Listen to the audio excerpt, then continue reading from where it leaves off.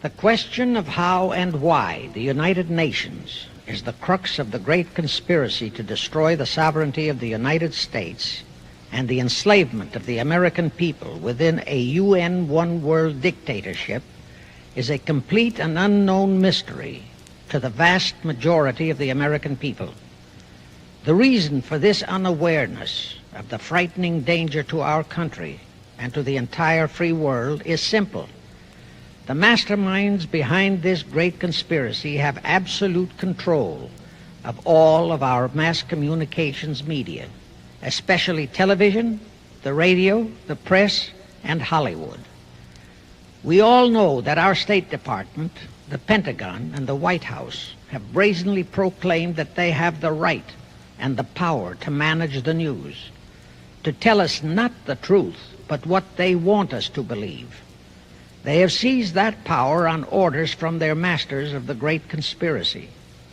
And the objective is to brainwash the people into accepting the phony peace bait to transform the United States into an enslaved unit of the United Nations one world government.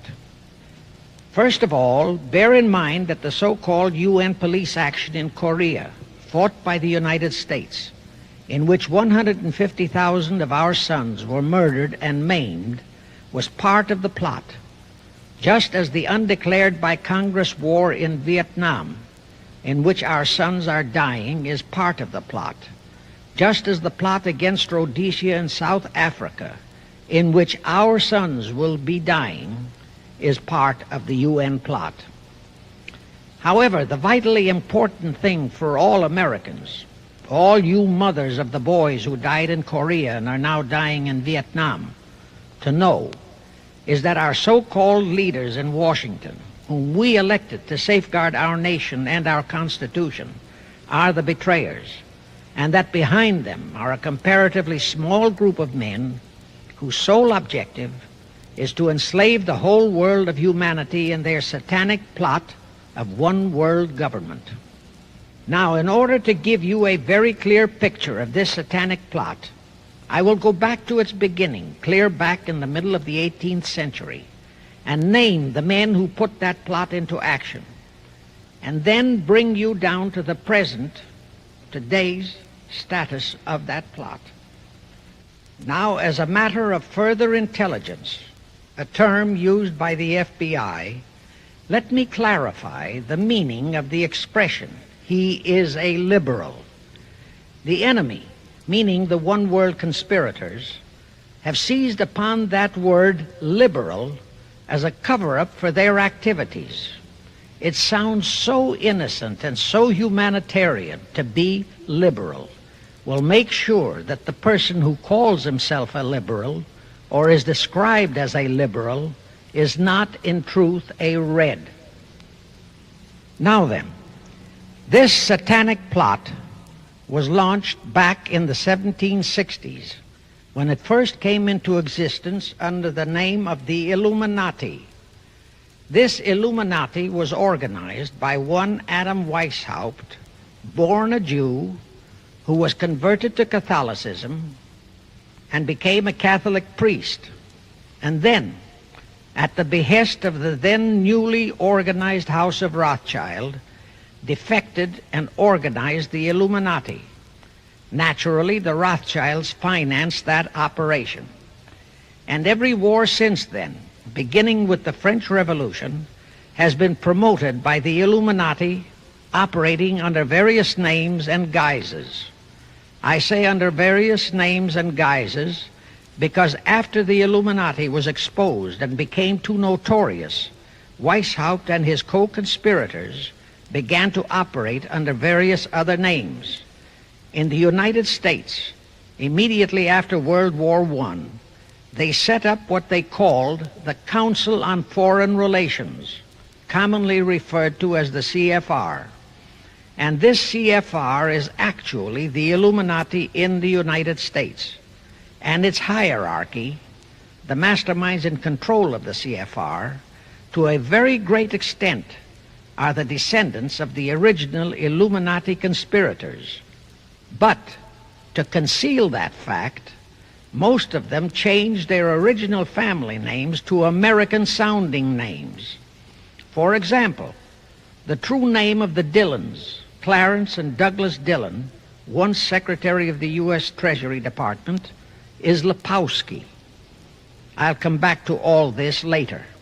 There is a similar establishment of the Illuminati in England, operating under the name of the British Institute of International Affairs. There are similar secret Illuminati organizations in France, Germany, and other nations operating under different names. And all these organizations, including the CFR, continuously set up numerous subsidiary or front organizations that are infiltrated into every phase of the various nations' affairs. But at all times, the operations of these organizations were and are masterminded and controlled by the internationalist bankers, who in turn were and are controlled by the Rothschilds. The details of how they accomplished the setting up of the CFR in the United States, as also in the other nations, are far too voluminous to be described in this dissertation. But you can find it complete in News Bulletin number 122, entitled UN is Spawn of the Illuminati, and News Bulletin number 123, entitled CFR Completely Unmasked as Illuminati. Both are published by the Cinema Educational Guild, Post Office Box 46205, Hollywood, California. You can get them for 50 cents per copy by writing to that address. Those news bulletins reveal the names of the original founders of the Illuminati and the Americanized names of their descendants in the present CFR. Now I'll go back to the activities of the original Illuminati conspirators. As revealed in News Bulletin number 122, one branch of the Rothschild family had financed Napoleon. Another branch of the Rothschilds, both branches the real masterminds of the Illuminati, financed Britain, Germany, and the other nations in the Napoleonic Wars. Immediately after the Napoleonic Wars, the Illuminati assumed that all the nations were so destitute and so weary of wars that they'd be glad for any solution. So the Rothschild stooges set up what they called the Congress in Vienna, and at that meeting they tried to create the first League of Nations, their first attempted one world government, on the theory that all the crowned heads of the European governments were so deeply in debt to them that they would willingly or unwillingly serve as their stooges. But the Tsar of Russia caught the stench of the plot and completely torpedoed it. The enraged Nathan Rothschild, then the head of that dynasty, vowed that someday he or his descendants would destroy the Tsar and his entire family. And his descendants did accomplish that very threat in 1917. At this point, bear in mind that the Illuminati was not set up to operate on a short-range basis. Normally, a conspirator of any type enters into a conspiracy with the expectation of achieving his objective during his own lifetime. But that was not the case with the Illuminati. True, they hoped to accomplish their objective during their lifetime.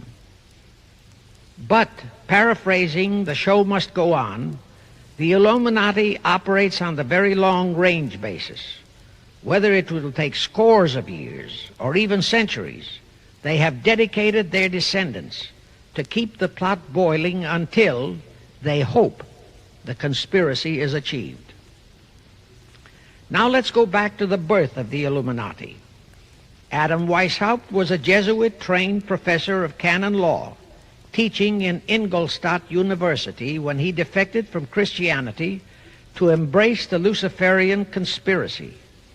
It was in 1770 that the professional moneylenders, the then recently organized House of Rothschild, retained him to revise and modernize the age-old protocols of Zionism, which from the outset was designed to give the synagogue of Satan, so named by Jesus Christ, ultimate world domination, so they could impose the Luciferian ideology upon what would remain of the human race after the final social cataclysm by use of satanic despotism. Weishaupt completed his task May 1st, 1776. Now you know why May 1 is the great day with all communist nations to this very day. That was the day, May 1, 1776, that Weishaupt completed his plan and officially organized the Illuminati to put the plan into execution.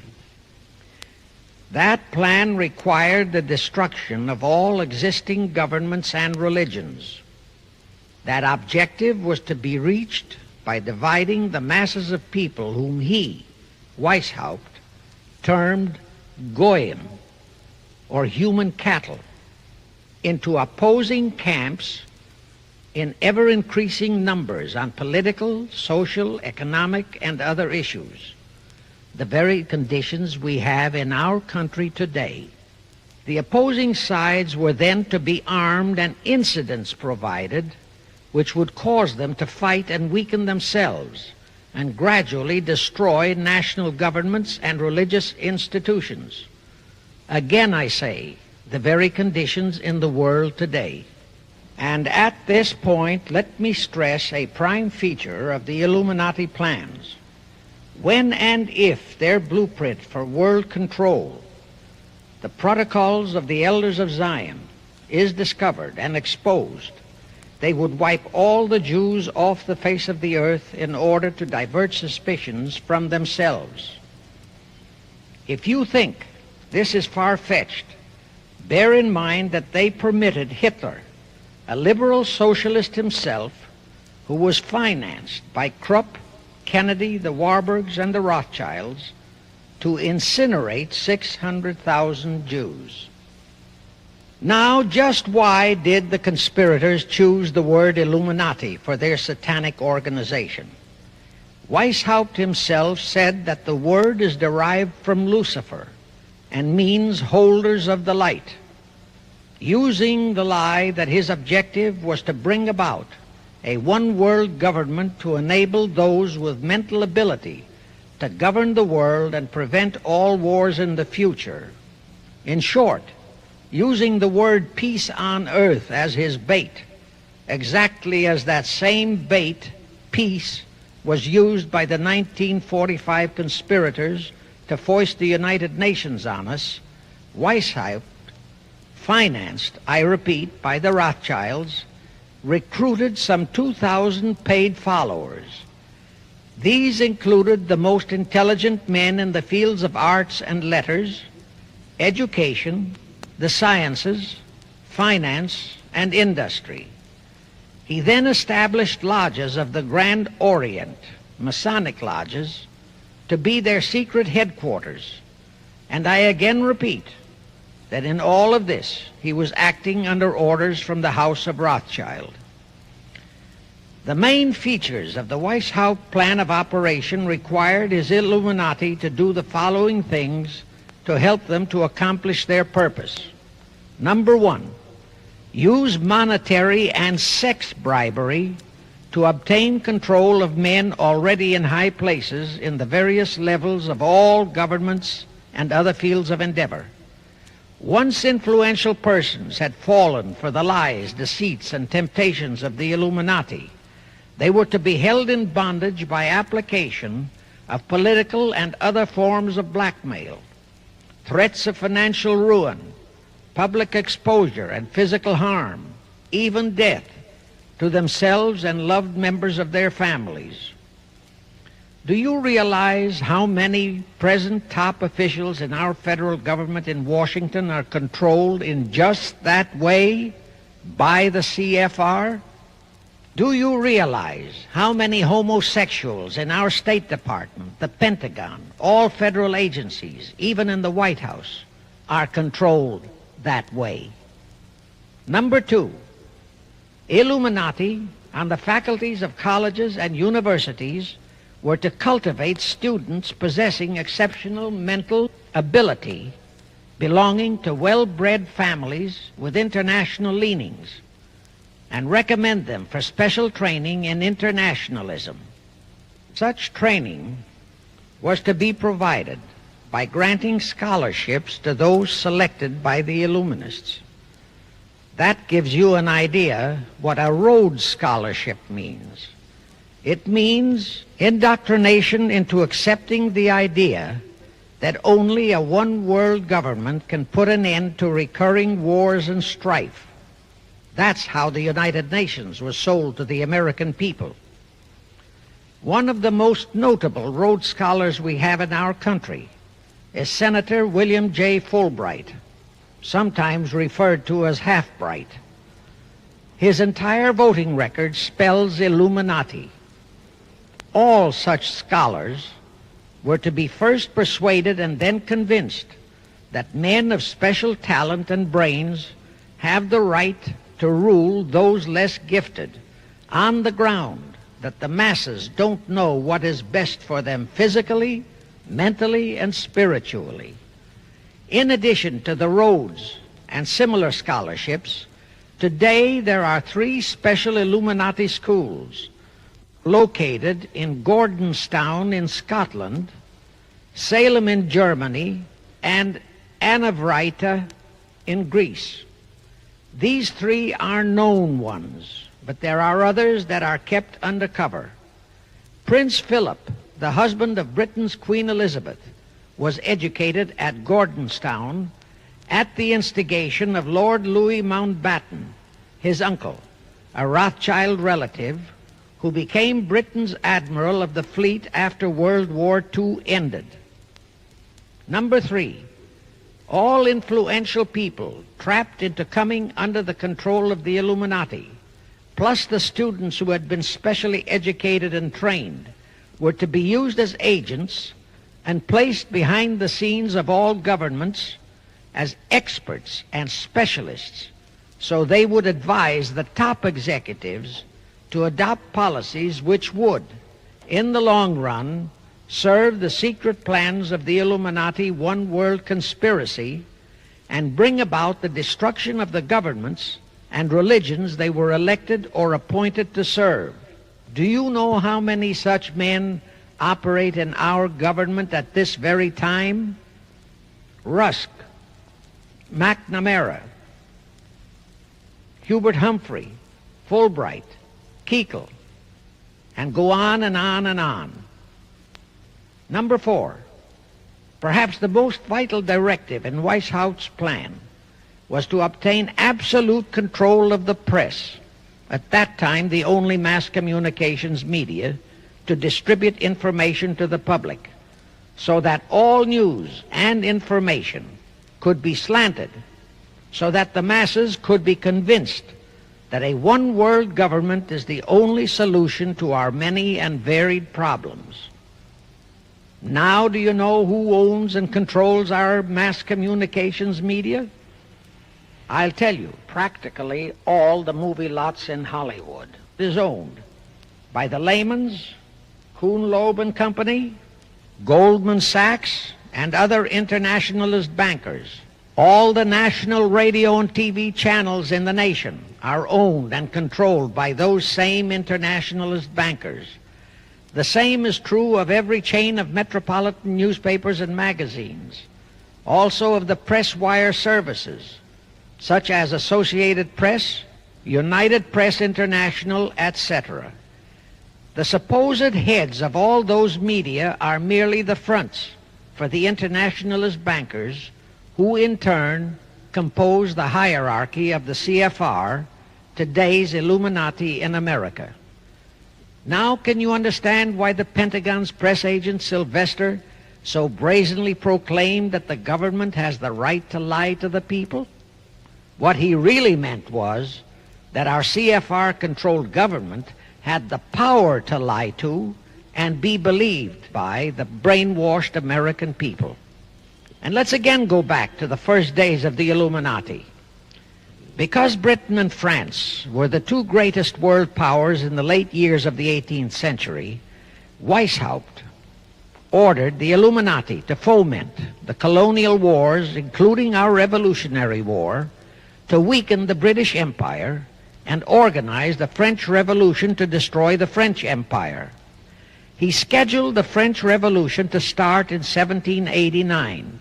However, in 1784, a true act of God placed the Bavarian government in possession of evidence which proved the existence of the Illuminati, and that evidence could have saved France if they, the French government, hadn't refused to believe it. Here is how that act of God happened. It was in 1874 that Weishaupt issued his orders for the French Revolution. A German writer named Zwack put it into book form. It contained the entire Illuminati story and Weishaupt's plans. A copy of this book was sent to the Illuminists in France, headed by Robespierre, whom Weishaupt had delegated to foment the French Revolution. The courier was struck and killed by lightning as he rode through Ralston on his way from Frankfurt to Paris. The police found the subversive documents on his body and turned them over to the proper authorities. After careful study of the plot, the Bavarian government ordered the police to raid Weishaupt's newly organized lodges of the Grand Orient and the homes of his most influential associates.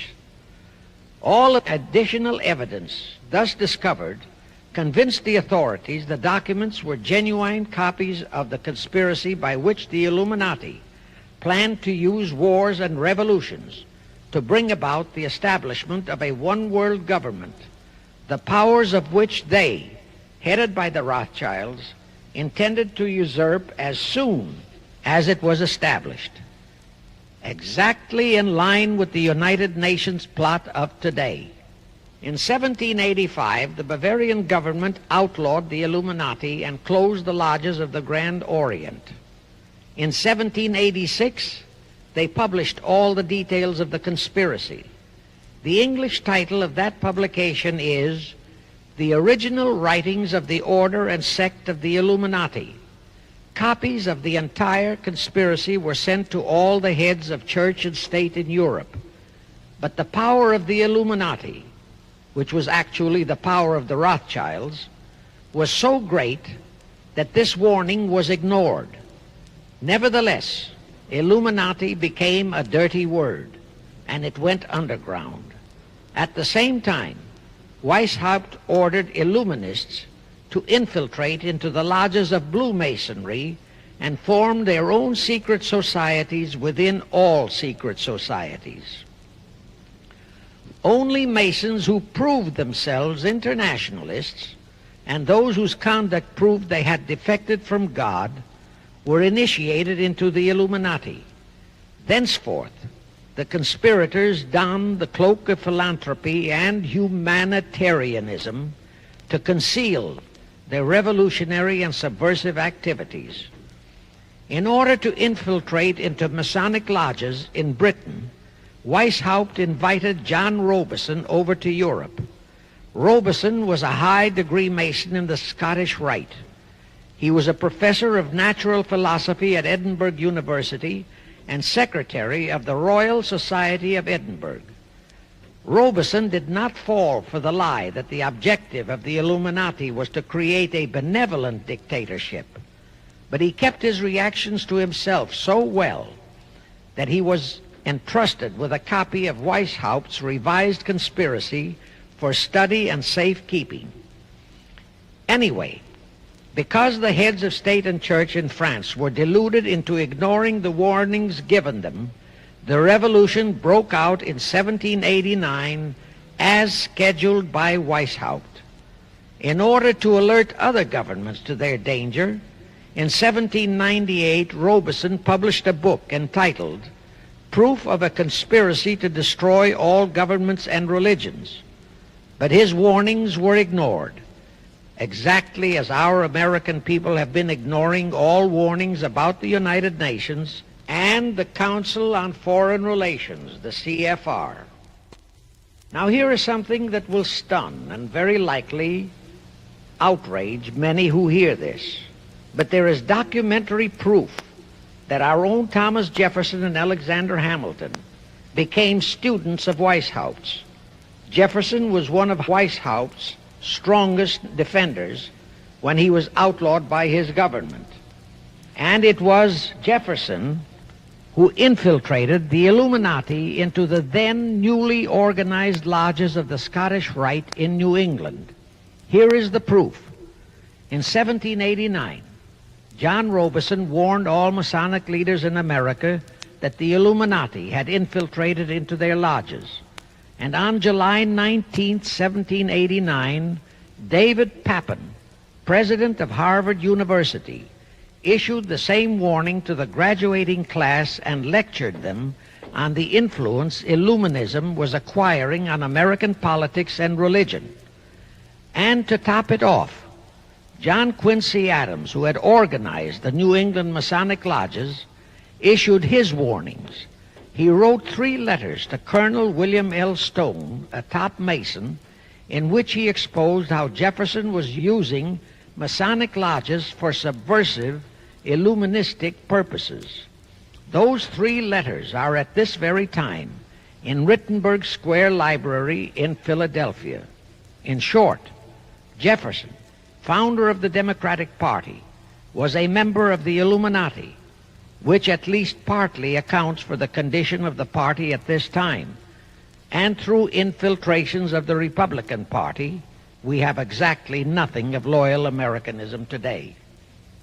That disastrous rebuff at the Congress at Vienna, created by the Tsar of Russia, did not by any means destroy the Illuminati conspiracy. It merely forced them to adopt a new strategy. Realizing that the one world idea was, for the moment, killed, the Rothschilds decided that to keep the plot alive, they'd have to do it by heightening their control of the money systems of the European nations. Earlier, by a ruse, the outcome of the Battle of Waterloo had been falsified. Rothschild had spread a story that Napoleon had won that battle. That had precipitated a terrific panic on the stock market in England. All stocks had plummeted down to practically zero, and Nathan Rothschild bought all the stocks for virtually a penny on its dollar values. That gave him complete control of the economy of Britain and virtually of all Europe. So immediately after that Congress in Vienna had boomeranged, Rothschild forced Britain to set up a new Bank of England, which he absolutely controlled, exactly as later, through Jacob Schiff, he engineered our own Federal Reserve Act, which gave the House of Rothschild a secret control of the economy in the United States. But now for a moment, let's dwell on the activities of the Illuminati in the United States. In 1826, one Captain William Morgan decided it was his duty to inform all Masons and the general public what the full truth was regarding the Illuminati, their secret plans and intended objectives. Also reveal the identities of the masterminds of the conspiracy. The Illuminati promptly tried Morgan in absentia and convicted him of treason. They ordered one Richard Howard, an English Illuminist, to carry out their sentence of execution as a traitor. Morgan was warned and he tried to escape to Canada, but Howard caught up with him near the border, near the Niagara Gorge to be exact, where he murdered him. This was verified in a sworn statement made in New York by one Avery Allen to the effect that he heard Howard render his report of the execution to a meeting of Knights Templars in St. John's Hall, New York. He also told how arrangements had been made to ship Howard back to England. That Allen affidavit is on record in New York City archives. Very few Masons and very few of the general public know that general disapproval over that incident of murder caused approximately half of all the Masons in the northern jurisdiction of the United States to secede. Copies of the minutes of the meeting held to discuss that matter are still in existence in safe hands, and that all that secrecy emphasizes the power of the masterminds of the Illuminati to prevent such terrible events of history from being taught in our schools. In the early 1850s, the Illuminati held a secret meeting in New York, which was addressed by a British Illuminist named Wright. Those in attendance were told that the Illuminati was organizing to unite the nihilist and atheist groups with all other subversive groups into an international to be known as communists. That was when the word communist first came into being, and it was intended to be the supreme weapon and scare word to terrify the whole world and drive the terrorized peoples into the Illuminati one world scheme. This scheme, communism, was to be used to enable the Illuminati to foment future wars and revolutions. Clinton Roosevelt, a direct ancestor of Franklin Roosevelt, Horace Greeley and Charles Dana, foremost newspaper publishers of that time, were appointed to head a committee to raise funds for the new venture. Of course, most of the funds were provided by the Rothschilds. And this fund was used to finance Karl Marx and Engels when they wrote Das Kapital and the Communist Manifesto in Soho, England.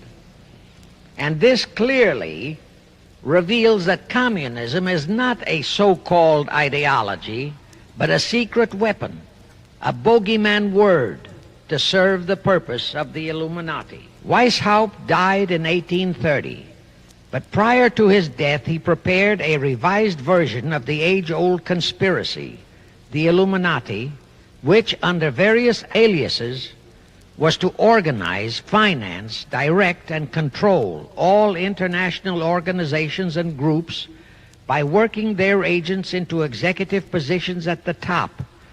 In the United States, we have Woodrow Wilson, Franklin Roosevelt, Jack Kennedy, Johnson, Rusk, McNamara, Fulbright, etc. as prime examples.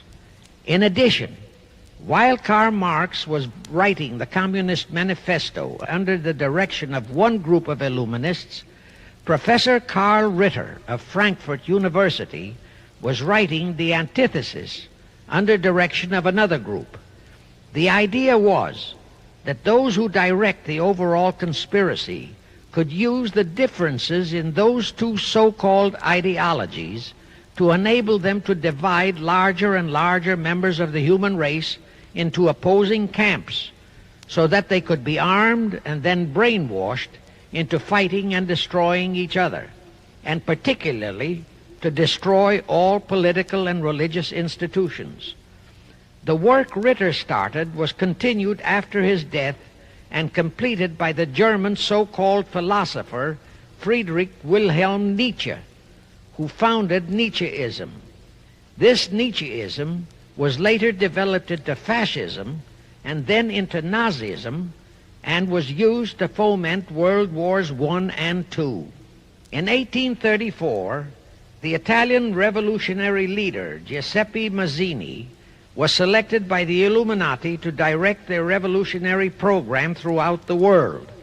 He served in that capacity until he died in 1872. But some years before he died, Mazzini had enticed an American general named Albert Pike into the Illuminati. Pike was fascinated by the idea of a one-world government, and ultimately he became the head of this Luciferian conspiracy.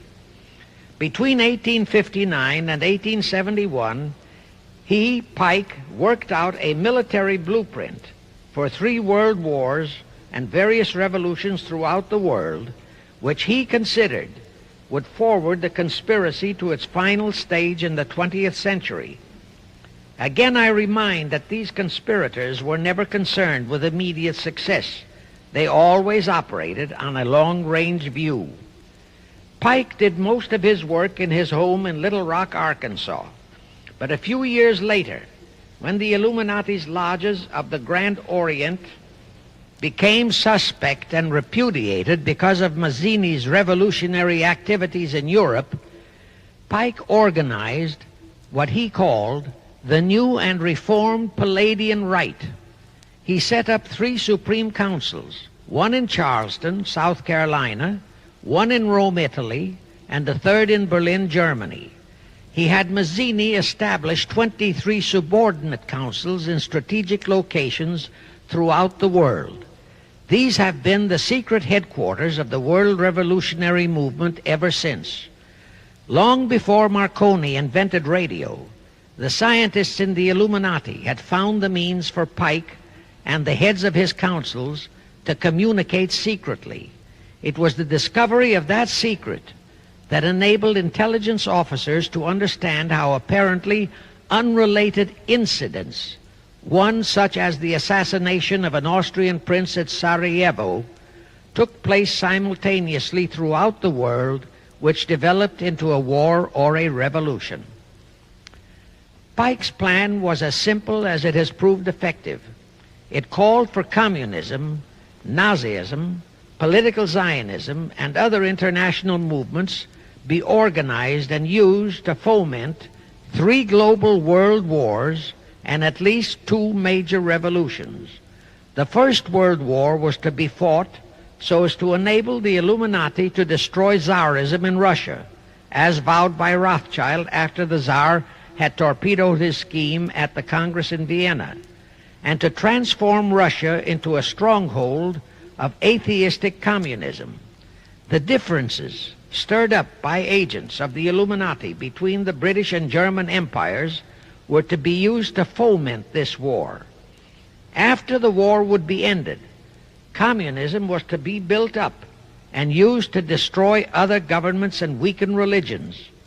World War II, when and if necessary, was to be fomented by using the controversies between fascists and political Zionists. And here let it be noted that Hitler was financed by Krupp, the Warburgs, the Rothschilds, and other internationalist bankers, and that the slaughter of the supposed 600,000 Jews by Hitler didn't bother the Jewish internationalist bankers at all. That slaughter was necessary in order to create worldwide hatred of the German people and thus bring about the war against them. In short, this Second World War was to be fought to destroy Nazism and to increase the power of political Zionism so that the State of Israel could be established in Palestine. During this World War II, international communism was to be built up until it equaled in strength that of united Christendom. When it reached that point, it was to be contained and kept in check until required for the final social cataclysm. As we know now, Roosevelt, Churchill, and Stalin put that exact policy into effect, and Truman, Eisenhower, Kennedy, and Johnson continued that same exact policy. World War III is to be fomented by using the so-called controversies the agents of the Illuminati, operating under whatever new name, are now stirring up between the political Zionists and the leaders of the Muslim world. That war is to be directed in such a manner that all of Islam and political Zionism, Israel, will destroy each other, while at the same time the remaining nations, once more divided on this issue, will be forced to fight themselves into a state of complete exhaustion, physically, mentally, spiritually, and economically. Now, can any thinking person doubt that the intrigue now going on in the Near, Middle, and Far East is designed to accomplish that satanic objective? Pike himself foretold all this in a statement he made to Mazzini on August 15, 1871. Pike stated that after World War III is ended, those who will inspire to undisputed world domination will provoke the greatest social cataclysm the world has ever known. Quoting his own words, taken from the letter he wrote to Mazzini, and which letter is now catalogued in the British Museum in London, England, he said, "We shall unleash the nihilists and the atheists, and we shall provoke a great social cataclysm which in all its horror will show clearly to all nations the effect of absolute atheism, the origin of savagery and of most bloody turmoil. Then everywhere the people forced to defend themselves against the world minority of revolutionaries will exterminate those destroyers of civilization, and the multitudes disillusioned with Christianity, whose deistic spirits will be from that moment on without direction and leadership, and anxious for an ideal but without knowledge where to send its adoration, will receive the true light through the universal manifestation of the pure doctrine of Lucifer, brought finally out into public view, a manifestation which will result from a general reactionary movement which will follow the destruction of Christianity and atheism, both conquered and exterminated at the same time." When Mazzini died in 1872, Pike made another Italian revolutionary leader named Adrian Lemmy his successor. Lemmy, in turn, was succeeded by Lenin and Trotsky, then by Stalin. The revolutionary activities of all those men were financed by British, French, German, and American international bankers, all of them dominated by the House of Rothschild. We are supposed to believe that the international bankers of today, like the money changers of Christ's day, are only the tools or agents of the great conspiracy, but actually they are the masterminds behind all of it. While the general public has been brainwashed by all the mass communications media into believing that communism is a movement of the so-called workers, the actual fact is that both British and American intelligence officers have authentic documentary evidence that international liberals operating through their international banking houses, particularly the House of Rothschild, have financed both sides in every war and revolution since 1776. Those who today comprise the conspiracy, the CFR in the United States, direct our governments, whom they hold in usury through such methods as the Federal Reserve System in America, to fight wars such as Vietnam, created by the United Nations, so as to further Pike's Illuminati plans to bring the world to that stage of the conspiracy when atheistic communism and the whole of Christianity can be forced into an all-out Third World War within each remaining nation, as well as on an international scale.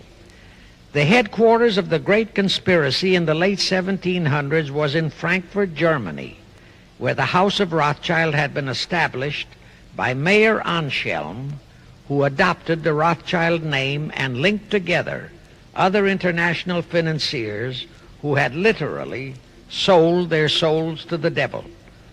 After the Bavarian government's exposure in 1786, the conspirators moved their headquarters to Switzerland, then to London. Since World War II, after Jacob Schiff, the Rothschilds' boy in America, died, the headquarters of the American branch has been in the Harold Pratt Building, New York, and the Rockefellers, originally protégés of Schiff, have taken over the manipulation of finances in America for the Illuminati. In the final phases of the conspiracy, the one world government will consist of the king dictator, head of the United Nations, the CFR, and a few billionaires, economists, and scientists who have proved their devotion to the great conspiracy. All others are to be integrated into a vast conglomeration of mongrelized humanity, actually slaves. Now let me show you how our federal government and the American people have been sucked into the one world takeover plot of the Illuminati great conspiracy. And always bear in mind that the United Nations was created to become the housing for that one world so-called liberal conspiracy. The real foundations of the plot for the takeover of the United States were laid during the period of our Civil War. Not that Weishaupt and the earlier masterminds had ever overlooked the New World. As I have previously indicated, Weishaupt had his agents planted over here as far back as the Revolutionary War. But George Washington was more than a match for them. It was during the Civil War that the conspirators launched their first concrete efforts. We know that Judah Benjamin, chief advisor of Jefferson Davis, was a Rothschild agent. We also know that there were Rothschild agents planted in Abraham Lincoln's cabinet who tried to sell him into a financial dealing with the House of Rothschild. But old Abe saw through the scheme and bluntly rejected it, thereby incurring the undying enmity of the Rothschilds, exactly as the Russian Tsar did when he torpedoed their first League of Nations at the Congress in Vienna. Investigation of the assassination of Lincoln revealed that the assassin, Booth, was a member of a secret conspiratorial group. Because there were a number of highly important government officials involved, the name of the group was never revealed, and it became a mystery, exactly as the assassination of Jack Kennedy still is a mystery. But I am sure it will not for long remain a mystery. Anyway, the ending of the Civil War destroyed, temporarily, all chances of the House of Rothschild to get a clutch on our money system, such as they had acquired in Britain and other nations in Europe. I say temporarily because the Rothschilds and the masterminds of the conspiracy never quit. So they had to start from scratch, but they lost no time in getting started. Shortly after the Civil War, a young immigrant who called himself Jacob H. Schiff arrived in New York. Jacob was a young man with a mission for the House of Rothschild. Jacob was the son of a rabbi, born in one of Rothschild's houses in Frankfurt, Germany.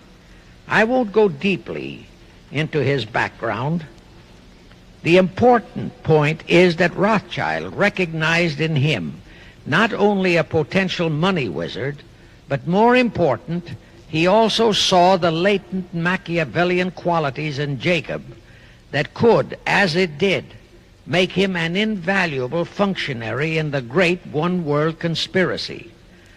After a comparatively brief training period in the Rothschilds' London bank, Jacob left for America with instructions to buy into a banking house, which was to be the springboard to acquire control of the money system of the United States. Actually, Jacob came here to carry out 4 specific assignments. Number 1, and most important, was to acquire control of America's money system. Number 2, find desirable men who, for a price, would be willing to serve as stooges for the great conspiracy and promote them into high places in our federal government, our Congress, in the U.S. Supreme Court, and all federal agencies. Number 3, create minority group strife throughout the nations, particularly between whites and blacks. Number 4, create a movement to destroy religion in the United States, but Christianity to be the chief target. Earlier I stated that Jacob Schiff came to America with orders by Rothschild to carry out 4 specific directives. The first and most important one was to get control of the United States money system. Let's trace Schiff's step to accomplish that directive. As a first step, he had to buy into a banking house, but it had to be the kind of a house that he could absolutely control and mold for that primary objective of entrapping our U.S. money system.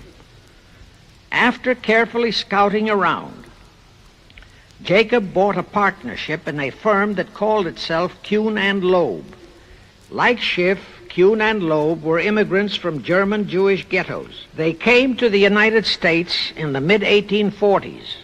Both started their business careers as itinerant pack peddlers. In the early 1850s, they pooled their interests and set up a merchandising store in Lafayette, Indiana, under the firm name of Kuhn and Loeb, servicing the covered wagon settlers on their way west. In the years that followed, they set up similar stores in Cincinnati and St. Louis. Then they added pawnbroking to their merchandising pursuits. From that to money lending was a short and quick step. By the time Schiff arrived on the scene, Kuhn and Loeb was a well-known private banking firm, and this is the firm Jacob bought into. Shortly after he became a partner in Kuhn and Loeb, Schiff married Loeb's daughter, Teresa. Then he bought out Kuhn's interests and moved the firm to New York, and Kuhn and Loeb became Kuhn, Loeb and Company, international bankers, with Jacob Schiff, agent of the Rothschilds, ostensibly the sole owner. And throughout his career, this blend of Judas and Machiavelli, the first hierarch of the Illuminati, great conspiracy in America, posed as a generous philanthropist and a man of great holiness, the cover-up policy set forth by the Illuminati. As I have stated, the first great step of the conspiracy was to be the entrapment of our money system. To achieve that objective, Schiff had to get full cooperation of the then big banker elements in America, and that was easier said than done. Even in those years, Wall Street was the heart of the American money mart, and J.P. Morgan was its dictator. Next in line were the Drexels and the Biddles in Philadelphia. All the other financiers, big and little, danced to the music of those three houses, but particularly to that of Morgan. All of those three were proud, haughty, arrogant potentates.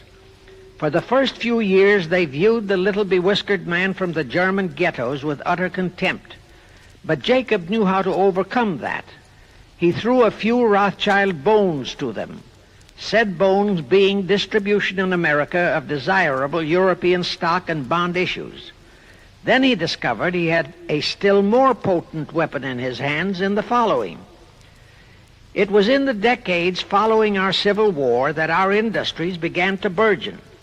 We had great railroads to build. The oil, mining, steel, textile industries were bursting out of their swaddling clothes. All that called for vast financing. Much of that financing had to come from abroad. That meant the House of Rothschild, and that was when Schiff came into his own. He played a very crafty game. He became the patron saint of John D. Rockefeller, Edward R. Harriman, and Andrew Carnegie. He financed the Standard Oil Company for Rocky, the railroad empire for Harriman, and the steel empire for Carnegie. But instead of hogging all the other industries for Kuhn, Loeb and Company, he opened the doors of the House of Rothschild to Morgan, Biddle, and Drexel. In turn, Rothschild arranged the setting up of London, Paris, European, and other branches for those three, but always in partnerships with Rothschild subordinates. And Rothschild made it very clear to all those men that Schiff was to be the boss in New York. Thus, at the turn of the century, Schiff had a tight control of the entire banking fraternity on Wall Street, which by then, with Schiff's help, included Lehman Brothers, Goldman Sachs, and other internationalist banks, headed by men chosen by the Rothschilds. In short, that meant control of the nation's money powers, and he was then ready for the giant step, the entrapment of our national money system. Now, under our Constitution, all control of our money system is vested solely in our Congress.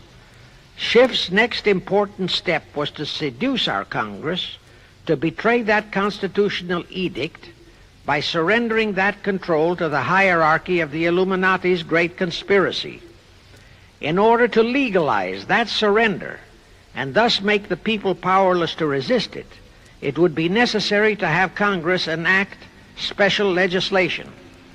To accomplish that, Schiff would have to infiltrate stooges into both houses of Congress, stooges powerful enough to railroad Congress into passing such legislation.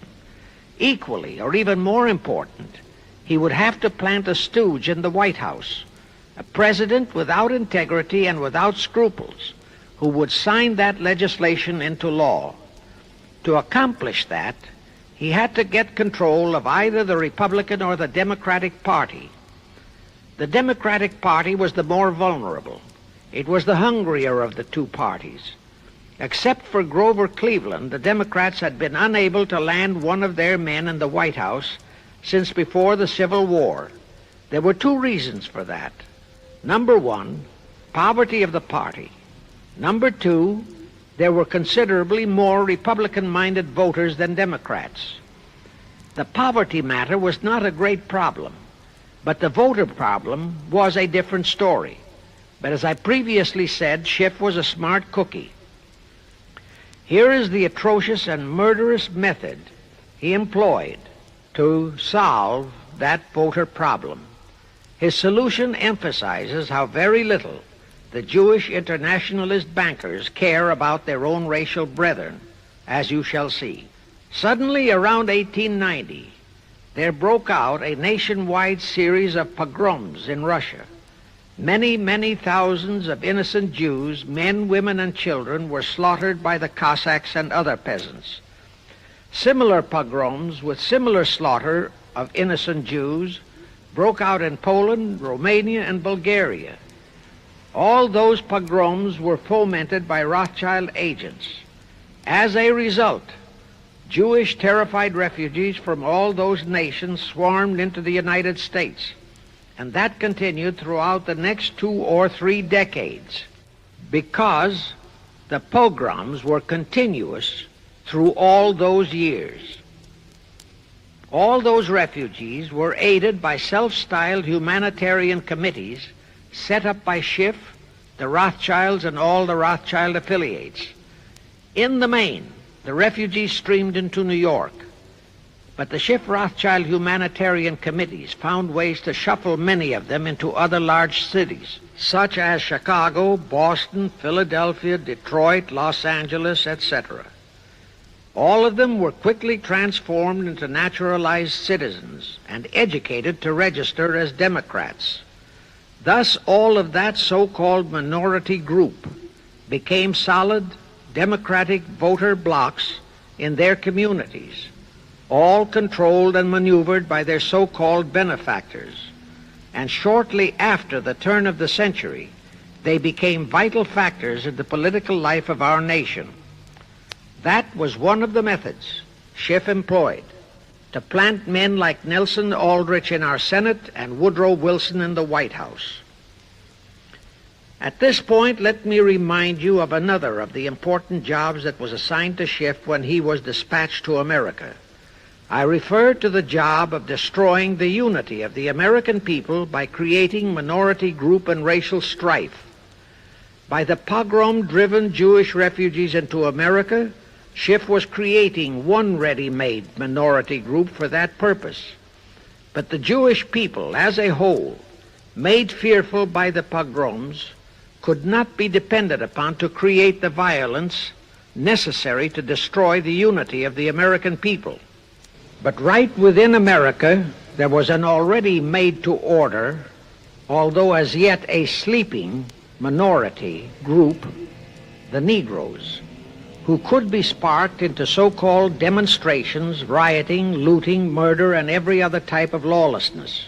All that was necessary was to incite and arouse them.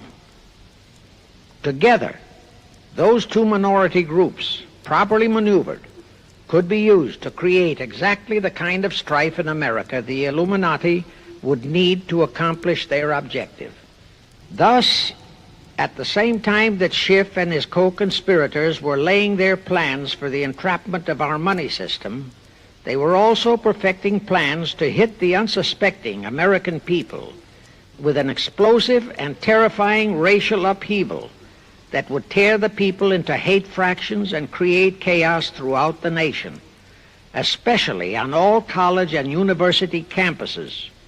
all protected by Earl Warren decisions and our so-called leaders in Washington. Of course, perfecting those plans required time and infinitely patient organizing. Now, to remove all doubts, I'll take a few moments to give you documentary proof of this racial strife plot. First of all, they had to create leaderships and organizations to draw in millions of dupes, both Jewish and Negroes, who would do the demonstrating and commit the rioting, looting, and lawlessness. So in 1909, Schiff, the Laymans, and other conspirators organized and set up the National Association for the Advancement of the Colored People, known as the NAACP. The presidents, directors, and legal counsels of the NAACP were always white men, Jews appointed by Schiff. And this is the case to this very day. Then, in 1913, the Schiff Group organized the Anti-Defamation League of the B'nai B'rith, commonly known as the ADL, to serve as the Gestapo and hatchet man outfit for the entire great conspiracy. Today, this sinister ADL maintains over 2,000 agencies in all parts of the country, and they advise and completely control every action of the NAACP, core of the Urban League, of all the other so-called Negro civil rights organizations throughout the nation, including such leaders as Martin Lucifer King, Stokely Carmichael, Bayard Rustin, and others of that ilk. In addition, the ADL acquired absolute control of the advertising budgets of many department stores, hotel chains, and TV and radio industrialist sponsors, also advertising agencies, in order to control practically all the mass communications media and force every loyal newspaper to slant and falsify the news, and to further incite and at the same time create sympathy for the lawlessness and violence of the Negro mobs. Here is documentary proof of the beginning of their deliberate plot to foment the Negroes into all their lawlessness. Around 1910, one Israel Zangwill wrote a play entitled The Melting Pot. It was sheer propaganda to incite the Negroes and Jews, because the play purportedly visualized how the American people were discriminating against and persecuting Jews and Negroes. At that time, nobody seemed to realize that it was a propaganda play. It was that cleverly written. The propaganda was well wrapped up in the truly great entertainment in the play, and it was a big Broadway hit. Now, in those years, the legendary diamond Jim Brady used to throw a banquet at the famous Delmonico restaurant in New York after the opening performance of a popular play. He threw such a party for the cast of The Melting Pot, its author, producer, and chosen Broadway celebrities. By then, I'd already made a personal mark on the Broadway theater and was invited to that party. There I met George Bernard Shaw and a Jewish writer named Israel Cohen. Zangwill, Shaw, and Cohen were the triumvirate who created the Fabian Society in England, and had worked closely with a Frankfurt Jew named Mordecai, who had changed his name to Karl Marx. But remember, at that time, both Marxism and communism were just emerging, and nobody paid much attention to either, and nobody suspected the propaganda in the writings of those three really brilliant writers. At that banquet, Israel Cohen told me he was then engaged in writing a book which was to be a follow-up on Zangwill's The Melting Pot. The title of his book was to be A Racial Program for the 20th Century.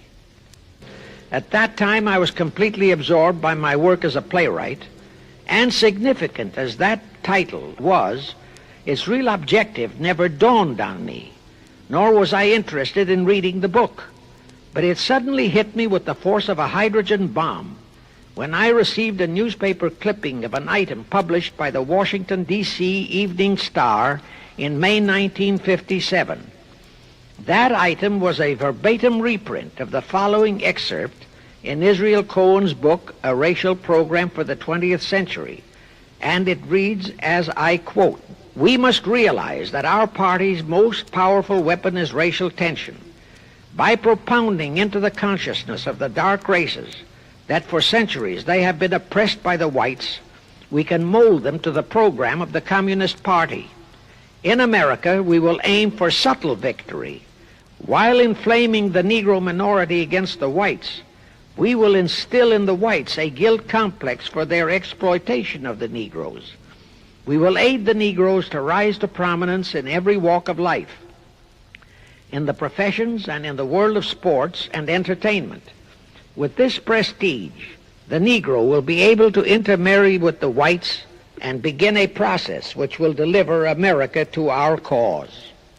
That same excerpt was entered into the Congressional Record of June 7, 1957 by Representative Thomas G. Abernathy.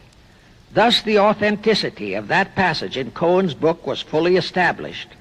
But the one question that remained in my mind was whether it represented the official policy or plot of the Communist Party or just a personal expression of Cohen himself. Hence I sought more proof, and I found it. In an official pamphlet published in 1935 by the New York Communist Party's official Workers' Library Publishers. That pamphlet was entitled, "The Negroes in a Soviet America." It urged the Negroes to rise up, form a Soviet state in the South, and apply for admission to the Soviet Union. It contained a firm pledge that the revolt would be supported by all American Reds and all so-called liberals. On page 38, it promised that a Soviet government would confer greater benefits to Negroes than to whites. And again, this official communist pamphlet pledged that, I quote, "Any act of discrimination or prejudice against a Negro will become a crime under the revolutionary law," unquote. That statement proved that the excerpt in Israel Cohen's book, published in 1913, was an official edict of the Communist Party and directly in line with the Illuminati blueprint for world revolution issued by Weishaupt and later by Albert Pike. Now there's only one question, and that is to prove that the communist regime is directly controlled by the American Jacob Schiff and London Rothschild masterminds of the Great Conspiracy.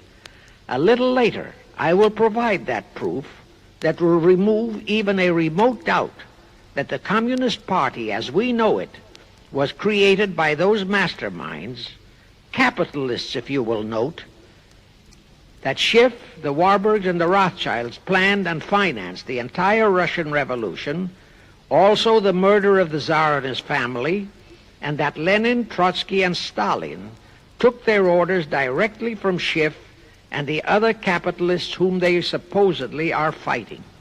Now can you see why the vile Earl Warren and his equally vile co-Supreme Court justices issued that infamous and treasonous desegregation decision in 1954? It was to aid and abet the plot of the Illuminati conspirators to create tension and strife between Negroes and whites.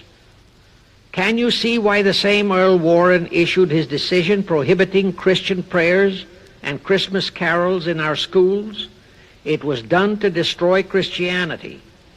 Can you see why Eisenhower, despite all the rigid constitutional prohibitions, sent federal troops into a southern state to enforce the desegregation decision? Why Kennedy did likewise? And can you see why Johnson and 66 senators, despite the protests of 90% of the American people, voted for the Consular Treaty, which opens our entire country to Russian spies and saboteurs? All those 66 senators are 20th century Benedict Arnolds.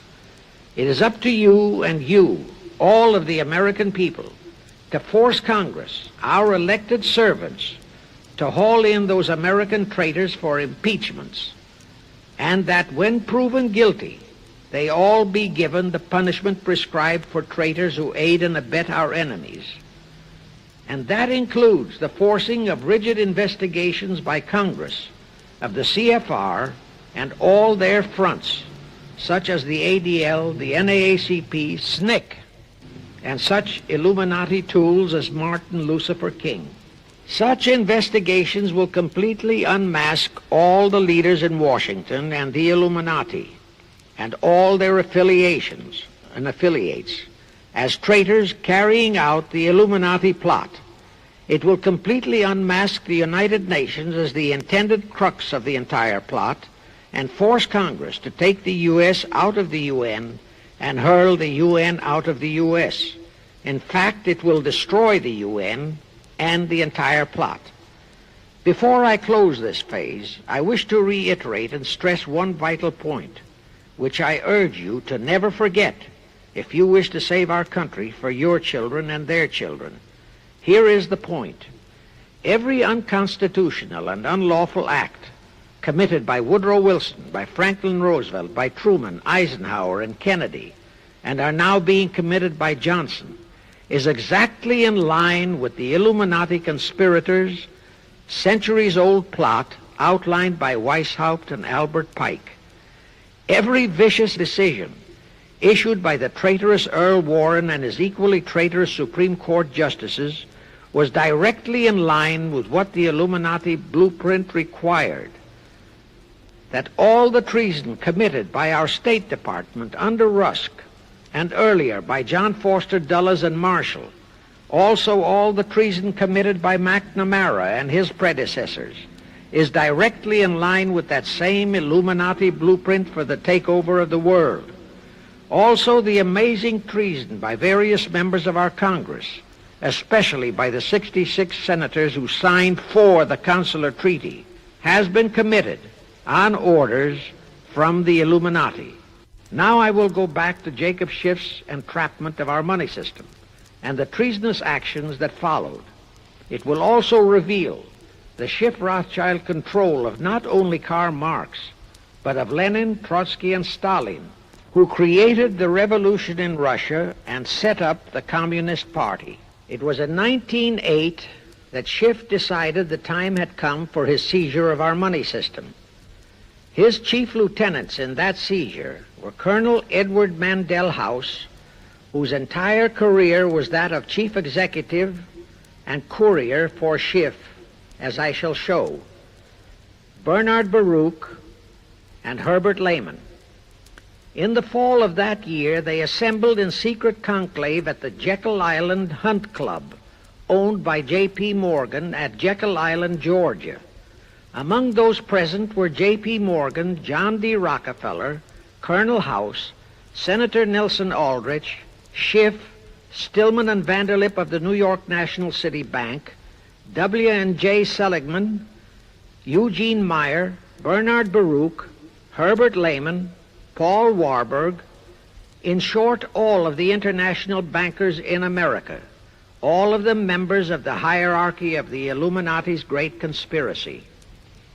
A week later, they emerged with what they called the Federal Reserve System. Senator Aldrich was the stooge who was to railroad it through Congress. But they held that railroading in abeyance for one chief reason. They would first have to plant their man, an obedient stooge, in the White House to sign the Federal Reserve Act into law. They knew that even if the Senate would pass that act unanimously, the then newly elected President Taft would promptly veto it. So they waited. In 1912, their man, Woodrow Wilson, was elected to the presidency. Immediately after Wilson was inaugurated, Senator Aldrich railroaded the Federal Reserve Act through both houses of Congress, and Wilson promptly signed it, and the Federal Reserve Act became law. That heinous act of treason was committed in December 23, 1913, 2 days before Christmas, when all the members of Congress, except for several carefully picked representatives and 3 equally carefully picked senators, were away from Washington. How heinously treasonous was that act? I'll tell you. Our founding fathers knew full well the power of money.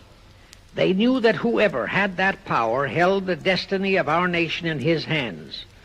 Therefore, they carefully guarded this power when they set forth in the Constitution that Congress, the elected representatives of the people, alone would have that power. The constitutional language on this point is brief, concise, and specific, stated in Article 1, Section 8, Paragraph 5, defining the duties and powers of Congress, and I quote, "To coin money, regulate the value thereof, and of foreign coin, and the standard of weights and measures," unquote. But on that tragic, unforgettable day of infamy, December 23, 1913, the men we sent to Washington to safeguard our interests, the representatives and senators and Woodrow Wilson, delivered the destiny of our nation into the hands of two aliens from Eastern Europe, Jacob Schiff and Paul Warburg. Warburg was a very recent immigrant who came here on orders from Rothschild for the express purpose of blueprinting that foul Federal Reserve Act. Now, the vast majority of the American people think that the Federal Reserve System is a United States government-owned agency. That is positively false. All of the stock of the Federal Reserve banks is owned by the member banks, and the heads of the member banks are all members of the hierarchy of the great Illuminati conspiracy known today as the CFR. The details of that act of treason in which many traitorous so-called Americans participated are far too long for this recording, but all those details are available in a book entitled The Federal Reserve Conspiracy, written by Eustace Mullins. In that book, Mullins tells the entire horrifying story and backs it up with unquestionable documentations. Aside from it being a truly fascinating and shocking story of that great betrayal, every American should read it as a matter of vital intelligence for the time when the whole American people will finally come awake and smash the entire conspiracy. And with God's help, that awakening will surely come. You can get a copy of that book from the publishers, the Christian Educational Association, 530 Chestnut Street, Union, New Jersey. Now, if you think that those aliens and their by accident of birth American co-conspirators would be content with just the control of our money system, you're in for another very sad shock. The Federal Reserve System gave the conspirators complete control of our money system, but it in no way touched the earnings of the people, because the Constitution positively forbids what is now known as the 20% withholding tax. But the Illuminati blueprint for one-world enslavement called for the confiscation of all private property and control of individual earning powers. This, and Karl Marx stressed that feature in his blueprint, had to be accomplished by a progressive graduated income tax. As I stated, such a tax could not lawfully be imposed upon the American people. It is succinctly and expressly forbidden by our Constitution. Thus, only an amendment to the Constitution could give the federal government such confiscatory powers. Well, that too was not an insurmountable problem for our Machiavellian plotters. The same elected leaders in both houses of Congress and the same Mr. Woodrow Wilson, who signed the infamous Federal Reserve Act into law, amended the Constitution to make the federal income tax, known as the 16th Amendment, a law of the land. Both are illegal under our Constitution. In short, the same traitors signed both betrayals, the Federal Reserve Act and the 16th Amendment, into law. However, it seems that nobody ever realized that the 16th Amendment was set up to rob, and I do mean rob, the people of their earnings via the income tax provision. The plotters didn't fully use that provision until World War II, when that great humanitarian, Franklin Roosevelt, applied a 20% withholding tax on all small wage earners and up to 90% on higher incomes. Oh, of course, he faithfully promised that it would be only for the duration of the war. But what was a promise to such a charlatan who in 1940, when he was running for his third term, kept proclaiming, I say again and again and again that I will never send American boys to fight on foreign soil. Remember? He was proclaiming that even as he was already preparing to plunge us into World War II by enticing the Japanese into that sneak attack on Pearl Harbor to furnish him with his excuse. And before I forget, let me remind you that another charlatan named Woodrow Wilson used exactly that same campaign slogan in 1916. His slogan was, "Re-elect the man who will keep your sons out of the war." Exactly the same formula, exactly the same promises. But wait, as Al Jolson used to say, you ain't heard nothing yet. That 16th Amendment income tax trap was intended to confiscate, rob, the earnings only of the common herd, you and me. It was not intended to even touch the huge incomes of the Illuminati gang, the Rockefellers, the Carnegies, the Lehmans, and all the other conspirators. So together with that 16th Amendment, they created what they called the tax-free foundations. That would enable the conspirators to transform their huge wealth into such so-called foundations and avoid payment of virtually all income taxes. The excuse for it was that the earnings of those tax-free foundations would be devoted to humanitarian philanthropy.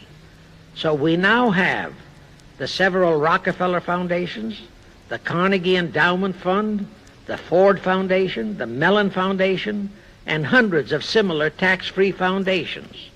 And what kind of philanthropy do these foundations support?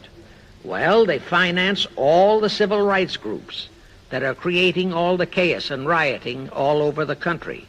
They finance the Martin Lucifer Kings.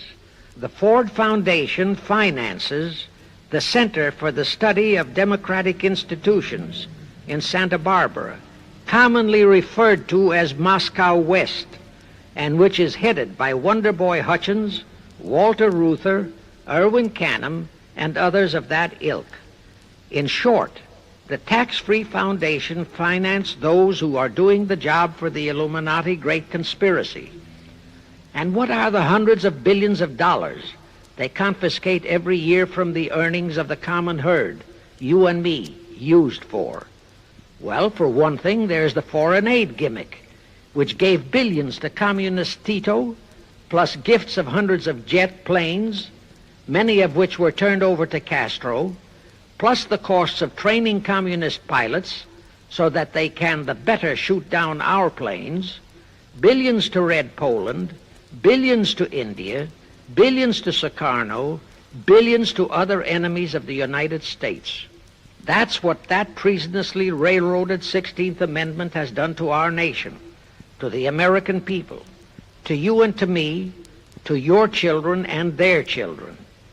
Our CFR Illuminati-controlled federal government can grant tax-free status to all foundations and pro-red one-world outfits, such as the Fund for the Republic. But if you, or a patriotic pro-organization, is too outspokenly pro-American, they can terrify and intimidate you by finding a misplaced comma in your income tax report and by threatening you with penalties, fines, and even prison. Future historians will wonder how the American people could have been so naive and stupid as to have permitted such audaciously brazen acts of treason as the Federal Reserve Act and the 16th Amendment. Well, they were not naive and they were not stupid. The answer is they trusted the men they elected to safeguard our country and our people, and they just didn't have even an inkling about either betrayal until after each one had been accomplished. It was the Illuminati-controlled mass communications media that kept and is keeping our people naive and stupid and unaware of the treason being committed. Now the great question is, when will the people wake up and do to our traitors of today what George Washington and our founding fathers would have done to Benedict Arnold? Actually, Benedict Arnold was a petty traitor compared to our present traitors in Washington. Now let's go back to the events that followed the rape of our Constitution by the passage of the Federal Reserve Act of the 16th Amendment. With Wilson completely under their control, the masterminds of the Great Conspiracy put in motion their next and what they hoped would be their final steps to achieve their one-world government. The first of those steps was to be World War I. Why war? Simple. The only excuse for a one-world government is that it will supposedly ensure peace. The only thing that can make people cry for peace is war. War brings chaos, destruction, exhaustion, to winner as well as to loser. It brings economic ruin to both. Most important, it destroys the flower of the young manhood of both. To the saddened and heartbroken oldsters, the mothers and fathers, who are left with nothing but memories of their beloved sons, peace becomes worth any price. And that is the emotion upon which the conspirators depend for the success of their satanic plot. Throughout the 19th century, from 1814 to 1914, the world as a whole was at peace. Such wars as the Franco-Prussian, our own Civil War, the Russo-Japanese War, were what might be termed local disturbances that did not affect the rest of the world. All the great nations were prosperous, the peoples staunchly nationalistic and fiercely proud of their sovereignties. It was utterly unthinkable that the French and the German peoples would be willing to live under a one-world government, or the Turks and the Russians, or the Chinese and the Japanese. Even more unthinkable that a Kaiser Wilhelm, or a Franz Joseph, or a Tsar Nicholas, or any monarch would willingly and meekly surrender his throne to a one-world government. But bear in mind that the peoples in all nations are the real power, and only one thing, war, could make the peoples yearn and clamor for a peace-ensuring one-world government. But it would have to be a frightful and horribly devastating war. It could not be just a local disturbing war between just two nations. It would have to be a world war. No major nation must be left untouched by the horrors and devastation of such a war. The cry for peace must be made universal. Actually, that was the format set by the Illuminati and Nathan Rothschild at the turn of the 19th century. They first maneuvered all of Europe into the Napoleonic Wars. Then the Congress in Vienna, which they, and particularly Rothschild, planned to transform into a League of Nations, which was to have been the housing for their one-world government, exactly as the present United Nations was set up to be the housing for the forthcoming, God forbid, one-world government. Anyway, that was the format the House of Rothschild and Jacob Schiff decided to employ to achieve their objective in 1914. Of course, they knew that that same format had failed in 1814, but they theorized that was only because the Tsar of Russia had torpedoed that scheme. Well, the present 1914 conspirators would eliminate that 1814 fly in the ointment. They'd make sure that after the New World War, they were conspiring, there'd be no Tsar of Russia around to throw monkey wrenches into the machinery. I won't go into how they accomplished this first step to launch a world war. History records that World War I was precipitated by a trivial incident, the kind of incident both Weishaupt and Albert Pike had incorporated in their blueprints. That incident was the assassination of an Austrian archduke, arranged by the Illuminati masterminds. The war followed. It involved Germany, Austria-Hungary, and their allies, so-called the Axis powers, against France, Britain, and Russia, called the Allies. Only the United States was not involved during the first 2 years.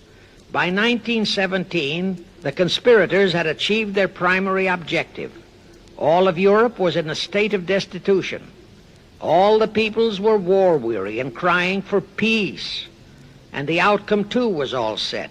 It was to come as soon as the United States would be hurled in on the side of the Allies. And that was all set to happen immediately after Wilson's re-election. After that, there could be only one outcome: complete victory for the Allies. To fully confirm my statement that long before 1917, the conspiracy headed in America by Jacob Schiff had it all set to hurl the United States into that war, I will cite the proof. When Wilson was campaigning for re-election in 1916, his chief appeal was, "Re-elect the man who will keep your sons out of the war." But during that same campaign, the Republican Party publicly charged that Wilson had long committed himself to throw us into the war. They charged that if he would be defeated, he would accomplish that act during his few remaining months in office. But if re-elected, he would hold off until after re-election. But at that time, the American people looked upon Wilson as a God-man. Well, Wilson was re-elected, and as per the schedule of the conspirators, he hurled us into the war in 1917. He used the sinking of the Lusitania as an excuse, a sinking which also was prearranged. Roosevelt, also a God-man in the eyes of the American people, followed the same technique in 1941 when he used the prearranged Pearl Harbor attack as his excuse for hurling us into World War II. Now, exactly as the conspirators planned, victory for the Allies would eliminate all the monarchs of the defeated nations and leave all their peoples leaderless, confused, bewildered, and perfectly conditioned for the one world government the great conspiracy intended would follow. But there still would be an obstacle, the same obstacle that had balked the Illuminati and Rothschild at that Congress in Vienna peace gathering after the Napoleonic Wars. Russia would be on the winning side this time, as it was in 1814. Therefore, the Tsar would be securely on his throne. Here it is pertinent to note that Russia, under the Tsarist regime, had been the one country in which the Illuminati had never made any headway, nor had the Rothschilds ever been able to infiltrate their banking interests. Thus, a winning Tsar would be more difficult than ever to cope with. Even if he could be enticed into a so-called League of Nations, it was a foregone conclusion that he would never, but never go for a one-world government. So even before the outbreak of World War I, the conspirators had a plan in the making to carry out Nathan Rothschild's vow of 1814 to destroy the Tsar and also murder all possible royal heirs to the throne. And it would have to be done before the close of the war, and the Russian Bolsheviki were to be their instruments in this particular plot. From the turn of the century, the chiefs of the Bolsheviki were Nikolai Lenin, Leon Trotsky, and later Joseph Stalin. Of course, those were not their true family names. Prior to the outbreak of the war, Lenin headquartered in Paris. After the outbreak, Switzerland became his haven. Trotsky's headquarters were on the Lower East Side in New York, largely the habitat of Russian Jewish refugees. Both Lenin and Trotsky were similarly bewhiskered and unkempt. In those days, that was the badge of Bolshevism. Both lived well, yet neither had a regular occupation. Neither had any visible means of support, yet both always had plenty of money. All those mysteries were solved in 1917. Right from the outset of the war, strange and mysterious goings-on were taking place in New York. Night after night, Trotsky darted furtively in and out of Jacob Schiff's palatial mansion. And in the dead of those same nights, there were gatherings of hoodlums of New York's Lower East Side, all of them Russian refugees, at Trotsky's headquarters, and all were going through some mysterious sort of training process. But it was all shrouded in mystery. Nobody talked, although it did leak out that Schiff was financing all of Trotsky's activities. Then suddenly Trotsky vanished. So did approximately 300 of his trained hoodlums. Actually, they were on the high seas in a Schiff-chartered ship bound for a rendezvous with Lenin and his gang in Switzerland. And on that ship was $20 million in gold, the $20 million Schiff provided to finance the Bolsheviki takeover of Russia. In anticipation of Trotsky's arrival, Lenin prepared to throw a party in his Switzerland hideaway. Men of the very highest places in the world were to be guests at that party. Among them were the mysterious Colonel Edward Mandell House, Woodrow Wilson's mentor and palsy-walsy, and more important, Schiff's special and confidential messenger. Another of the expectant guests was Warburg of the Warburg banking clan in Germany, who were financing the Kaiser, and whom the Kaiser had rewarded by making him chief of the secret police of Germany. In addition, there were the Rothschilds of London and Paris, also Litvinov, Kaganovich, Stalin, who was then head of a train and bank-robbing gang of bandits. He was known as the Jesse James of the Urals. And here I must remind that England and France were then long in war with Germany, and that on February 3, 1917, Wilson had broken off all diplomatic relations with Germany. Therefore, Warburg, Colonel House, the Rothschild, and all those others were enemies. But of course, Switzerland was neutral ground where enemies could meet and be friends, especially if they had some scheme in common. That Lenin party was very nearly wrecked by an unforeseen incident. The Schiff-chartered ship on its way to Switzerland was intercepted and taken into custody by a British warship. But Schiff quickly rushed orders to Wilson to order the British to release the ship intact with the Trotsky hoodlums and the gold. Wilson obeyed. He warned the British that if they refused to release the ship, the United States would not enter the war in April as he had faithfully promised a year earlier. The British heeded the warning, Trotsky arrived in Switzerland, and the Lenin party went off as scheduled. But they still faced what ordinarily would have been the insurmountable obstacle of getting the Lenin-Trotsky band of terrorists across the border into Russia. Well, that's where Brother Warburg, chief of the German secret police, came in. He loaded all those thugs into sealed freight cars and made all the necessary arrangement for their secret entry into Russia. The rest is history. The revolution in Russia took place, and all members of the royal Romanov family were murdered. Now, my chief objective is to establish beyond even a remote doubt that communism, so-called, is an integral part of the Illuminati's great conspiracy for the enslavement of the entire world, that communism, so-called, is merely their weapon and bogeyman word to terrify the peoples of the whole world, and that the conquest of Russia and the creation of communism was in great part organized by Schiff and the other international bankers right in our own city of New York. A fantastic story? Yes. Some might even refuse to believe it. Well, for the benefit of any doubting Thomas, I will prove it by reminding that just a few years ago, Charlie Knickerbocker, a Hearst newspaper columnist, published an interview with John Schiff, grandson of Jacob, in which young Schiff confirmed the entire story and named the figure old Jacob contributed, $20 million. If anybody still has even a remote doubt that the entire menace of communism was created by the masterminds of the great conspiracy right in our own city of New York, I will cite the following historical fact. All records show that when Lenin and Trotsky engineered the capture of Russia, they operated as heads of the Bolsheviki party. Now, Bolshevism is a purely Russian word. The masterminds realized that Bolshevism could never be sold as an ideology to any but the Russian people.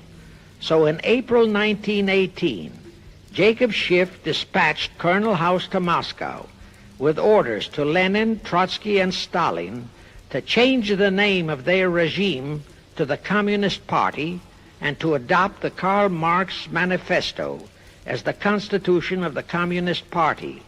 Lenin, Trotsky, and Stalin obeyed. And that year of 1918 was when the Communist Party and the menace of communism came into being. All this is confirmed in Webster's Collegiate Dictionary, 5th edition. In short, communism was created by the capitalists. Thus, until November 11, 1918, the entire fiendish plan of the conspirators worked perfectly. All the great nations, including the United States, were war-weary, devastated, mourning their dead. Peace was the great universal desire. Thus, when it was proposed by Wilson to set up a League of Nations to ensure peace, all the great nations, with no Russian Tsar to stand in their way, jumped on that bandwagon without even stopping to read the fine print in that insurance policy. That is, all but one, the United States, the very one that Schiff and his co-conspirators least expected would balk. And that was their one fatal mistake in that early plot. You see, when Schiff planted Woodrow Wilson in the White House, the conspirators assumed that they had the United States in the proverbial bag. Wilson had been perfectly built up as a great humanitarian. He supposedly became established as a God-man with the American people. There was every reason for the conspirators to have believed that he would easily hornswoggle Congress into buying the League of Nations sight unseen, exactly as the Congress of 1945 bought the United Nations sight unseen. But there was one man in the Senate in 1918 who saw through that scheme just as the Russian Tsar did in 1814. He was a man of great political stature, almost as great as that of Teddy Roosevelt, and fully as astute. He was highly respected and trusted by all members of both houses of Congress and by the American people. The name of that great and patriotic American was Henry Cabot Lodge, not the phony of today who called himself Henry Cabot Lodge, Jr. until he was exposed. Lodge completely unmasked Wilson and kept the United States out of the League of Nations. Here it becomes of great interest to know the real reason for the Wilson League of Nations flop. As I previously stated, Schiff was sent to the United States to carry out 4 specific assignments.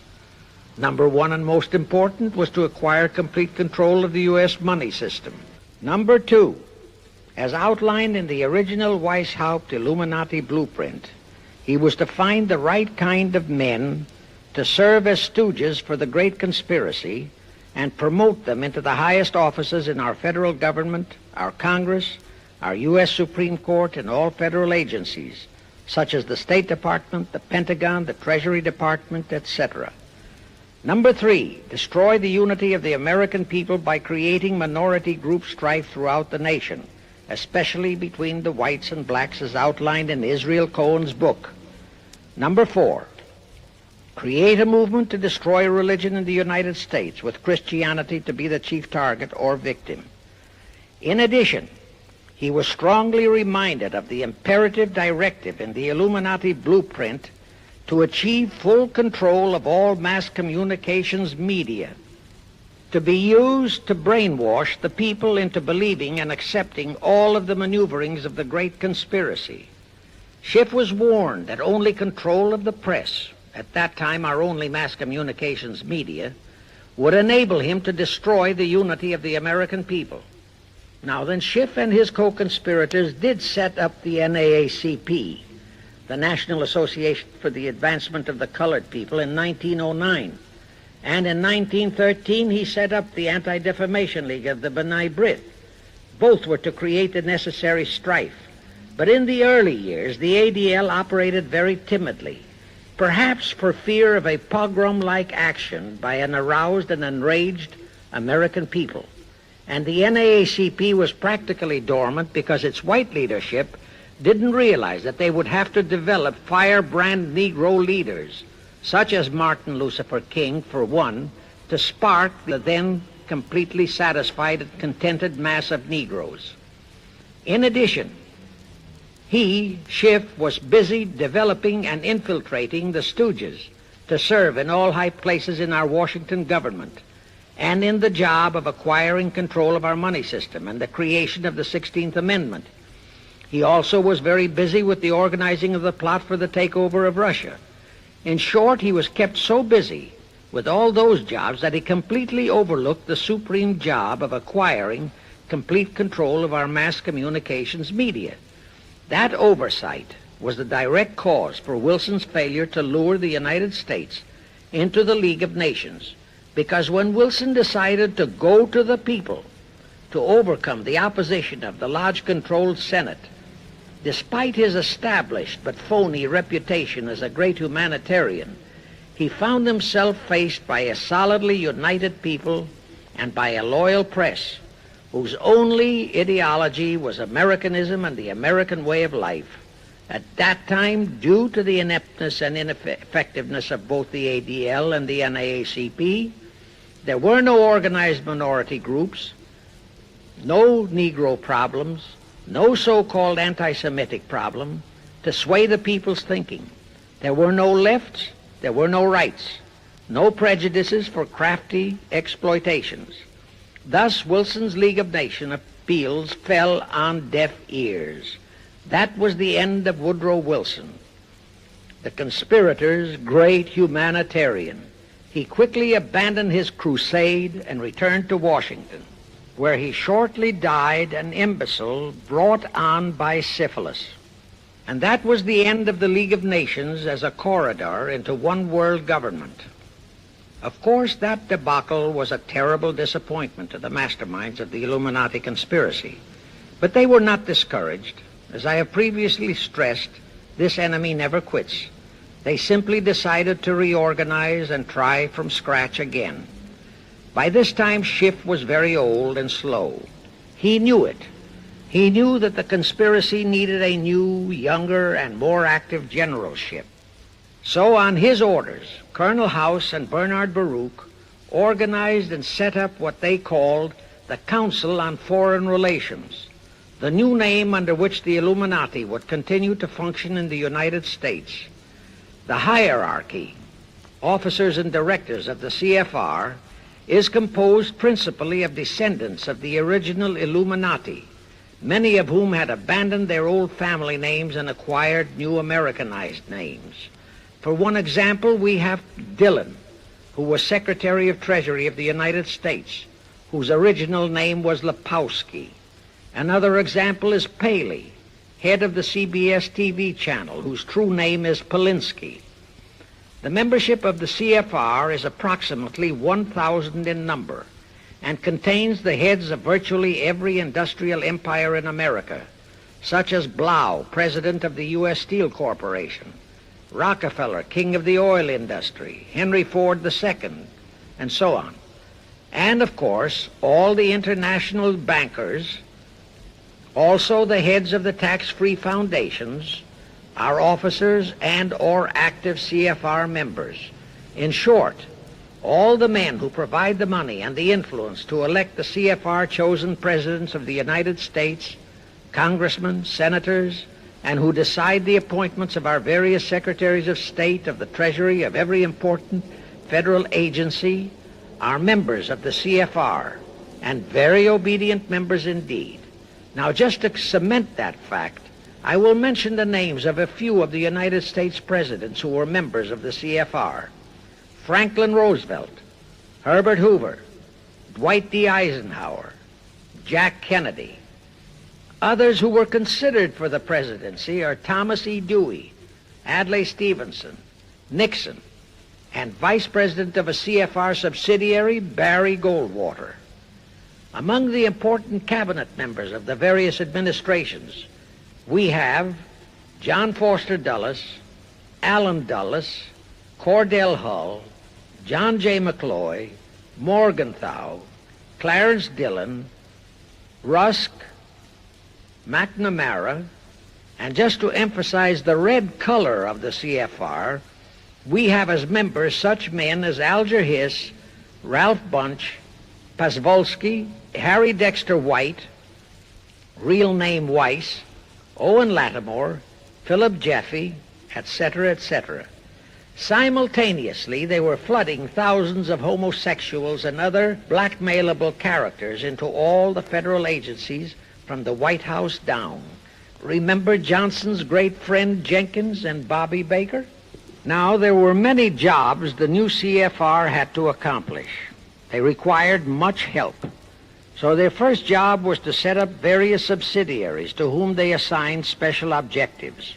I can't name all the subsidiaries in this recording, but the following are a few. The Foreign Policy Association, FPA, the World Affairs Council, WAC, the Business Advisory Council, BAC, the notorious ADA, Americans for Democratic Action, virtually headed by Walter Reuther, the notorious 1313 in Chicago. Barry Goldwater was, and no doubt still is, a vice president of one of the CFR subsidiaries. In addition, the CFR set up special committees in every state in the Union, to whom they assigned the various local state operations.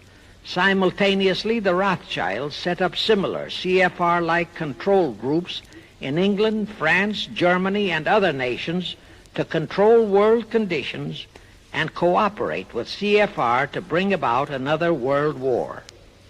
But the CFR's first and foremost job was to get complete control of our mass communications media. The control of the press was assigned to Rockefeller. Thus, Henry Luce, who recently died, was financed to set up a number of national magazines, among them Life, Time, Fortune, and others, which publish USSR in America. The Rockefellers also directly or indirectly financed the Cowles Brothers Look magazine and a chain of newspapers. They also financed a man named Sam Newhouse to buy up and build a chain of newspapers all over the country. And the late Eugene Meyer, one of the founders of CFR, bought the Washington Post, Newsweek, the weekly magazine, and other publications. At the same time, CFR began to develop and nurture a new breed of scurrilous columnists and editorial writers, such as Walter Lippmann, Drew Pearson, the Alsops, Herbert Matthews, Irwin Canham, and others of that ilk, who called themselves liberals, who proclaimed that Americanism is isolationism, that isolationism is warmongerism, that anti-communism is anti-Semitism and racism. All that took time, of course, but today our entire press, except for some local small-town papers and weeklies published by patriotic organizations, is completely controlled by CFR stooges, and thus they finally succeeded in breaking us up into a nation of quarreling, wrangling, squabbling, hating factions. Now, if you still wonder about the slanted news and outright lies you read in your paper, you have the answer. To the Lehmans, Goldman Sachs, Kuhn Loeb, and the Warburgs, the CFR assigned the job of getting control of the motion picture industry, Hollywood, radio and television, and believe you me, they succeeded. If you still wonder about the strange propaganda broadcasts by the Ed Murrows, Chet Huntley, Howard K. Smith, Eric Severide, Drew Pearson, and others of that ilk, you have the answer. If you wonder about all the smut, sex, pornography, and mixed marriage films you see in your movie theater and on your TV set, all of which is demoralizing our youth, you have the answer. The whole story of the CFR conspiracy takeover of our mass communications media is far too long to include in this recording, but you can find it in the News Bulletin number 125, entitled How to Get the Reds Out of Communications Media. It was published and brought up to date by the Cinema Educational Guild. It tells in detail how the press, the movies, TV, and radio have been, and still are, used to brainwash the people, to demoralize our youth, and they have been and still are encouraging and creating sympathy for the rioting Negro civil rights lawlessness. You can get a copy of this news bulletin by writing to the Cinema Educational Guild, Post Office Box 46205, Hollywood, California. Now, to refresh your memory, let's go back for a moment. Wilson's flop had torpedoed all chances of transforming that League of Nations into the conspirators' hoped-for one-world government housing. So the Jacob Schiff plot had to be done all over again, and they organized the CFR to do it. We also know how successfully the CFR did that job of brainwashing and destroying the unity of the American people. But as was the case with the Schiff plot, the climax and the creation of a new housing for their one-world government required another world war, a war that would be even more horrible and more devastating than the First World War, in order to get the people of the world to again clamor for peace and a means to end all wars. But the CFR realized that the aftermath of World War II would have to be more carefully planned, so that there would be no escape from the new one-world trap, another League of Nations, that would emerge from the new war, the trap we now know as the United Nations. And they hit upon a perfect strategy to ensure that no escape. Here's how they did it. In 1943, in the midst of the war, they prepared the framework for the United Nations, and it was handed over to Roosevelt and our State Department to be given birth by Alger Hiss, Pasvolsky, Dalton Trumbo, and other American traitors, thus making the whole scheme a United States baby. Then to fix our parenthood, New York City was to become the nursery for the monstrosity. After that, we could hardly walk out on our own baby, now could we? Anyway, that's how the conspirators figured it would work, and so far it has. And the liberal Rockefeller donated the land for the United Nations building. The United Nations Charter was written by Alger Hiss, Pasvolsky, Dalton Trumbo, and other CFR stooges. A phony so-called UN conference was set up in San Francisco in 1945. All the so-called representatives of 50-odd nations gathered there, promptly signed the charter, and the despicable traitor Alger Hiss flew to Washington with it, elatedly submitted it to our Senate, and the Senate, elected by our people to safeguard our security, signed the charter without so much as reading it. The question is, how many of our senators were even then traitorous stooges of the CFR? Anyway, it was thus that the people accepted the United Nations as a holy of holies and enabled traitor Earl Warren to virtually destroy our Constitution by basing all his traitorous decisions on the UN Charter, thus making that charter virtually our law of the land. However, for all the dirty work that had to be done to solidify the UN, the new housing of the One World plot, they still required the aid of our leaders in Washington. So now I will emphasize the fiendish cleverness of the CFR masterminds. To the vast majority of the American people, our foreign policy for many years has been a complete enigma. Most of us simply can't understand why this great nation is seemingly floundering so helplessly in the art of diplomacy. We can't understand why our leaders are seemingly so confused and bewildered in all their dealings with Moscow, France, and other nations, and with the UN.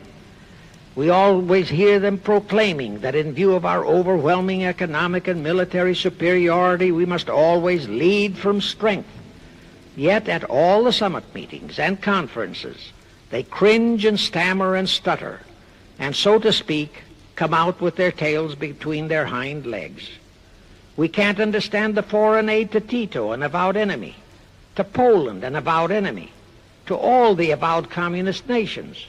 We can't understand why the expenditure of hundreds of billions of dollars has failed to slow down, let alone stop, the march of communism.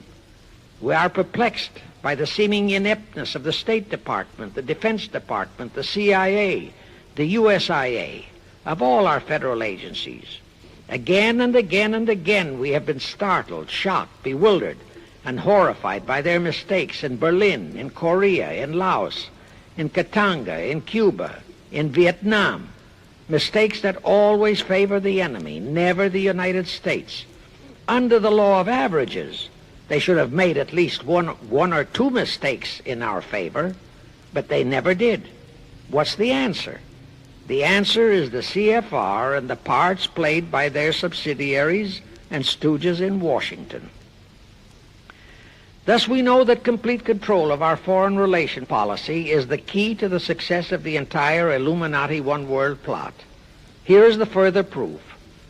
Earlier I fully established that Schiff and his gang had financed the Lenin-Trotsky-Stalin takeover of Russia and fashioned its communist regime into becoming their chief instrument to keep the world in turmoil and to finally terrorize all of us into seeking peace in a UN One World government. But the conspirators knew that the Moscow gang could not become such an instrument until and unless the whole world would accept the communist regime as the legitimate, de jure government of Russia. Only one thing could accomplish that: recognition by the United States. The conspirators figured that the whole world would follow our lead, and that's when the Wilson flop very nearly wrecked the entire plot. Throughout the following 3 Republican administrations, the CFR pulled every trick in their bag to induce Harding, Coolidge, and Hoover to grant that recognition, but all 3 refused. As a result, in the late 1920s, the Stalin regime was in dire straits. Despite all purges and secret police controls, the Russian people were growing more and more restive.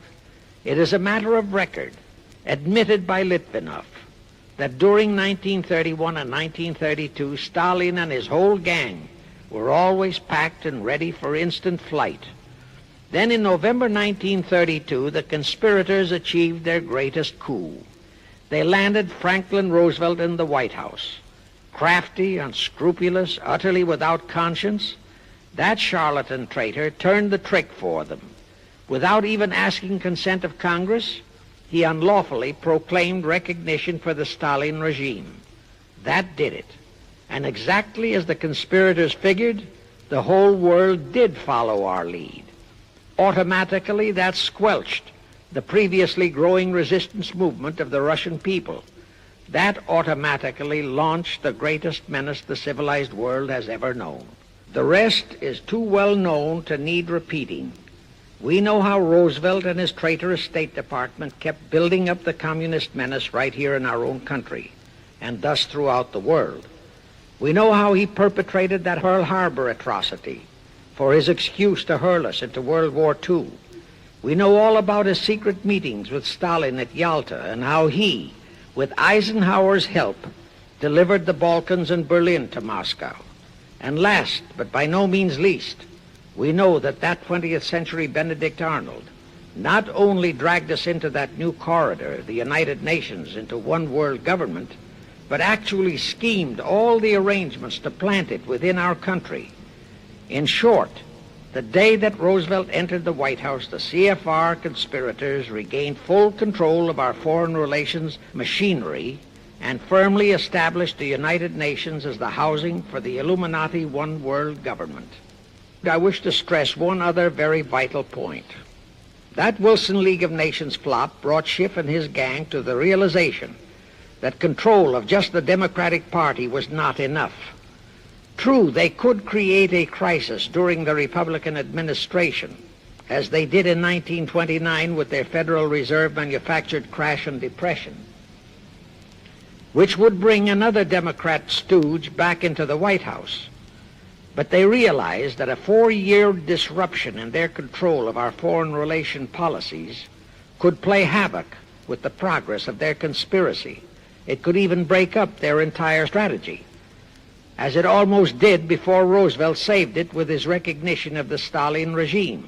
Thereupon, after that Wilson debacle, they began to formulate plans to achieve control of both of our national parties.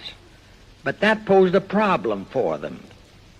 Manpower, stooges in the Republican Party, also added manpower for the Democratic Party, because control of just the man in the White House would not be enough. They'd have to provide that man with trained stooges for his entire cabinet, men to head the State Department, the Treasury Department, the Pentagon, the CIA, the USIA, etc. In short, every member of the various cabinets would have to be a chosen tool of the CFR, such as Rusk and McNamara, also all undersecretaries and assistant secretaries. That would give the conspirators absolute control of all our policies, both domestic and, most important, foreign. That course of action would require a reserve pool of trained stooges, instantaneously ready for administrative changes and for all other exigencies. All such stooges would of necessity have to be men of national reputation, high in the esteem of the people, but they would have to be men without honor, without scruple, without conscience, men who would be vulnerable to blackmail. It is needless for me to stress how well the CFR succeeded. The immortal Joe McCarthy fully revealed that there are thousands of such security risks in all federal agencies. Scott McCloud unmasked thousands more, and you know the price Otepka has had to pay and is still paying for his expositions before a Senate committee of the traitors in the State Department. And you know that the men in the State Department who delivered Cuba to Castro have not only been shielded, but promoted. To the crux of the whole one-world government plot and the maneuvering necessary to create another League of Nations to house such a government. As I have already stated, the conspirators knew that only another world war was vital for the success of their plot. It would have to be such a horrifying world war that the peoples of the world would cry out for the creation of some kind of a world organization that could assure everlasting peace. But how could such a war be brought about? All the European nations were at peace. None had any quarrels with their neighboring nations. And certainly their tools in Moscow wouldn't dare to start a war.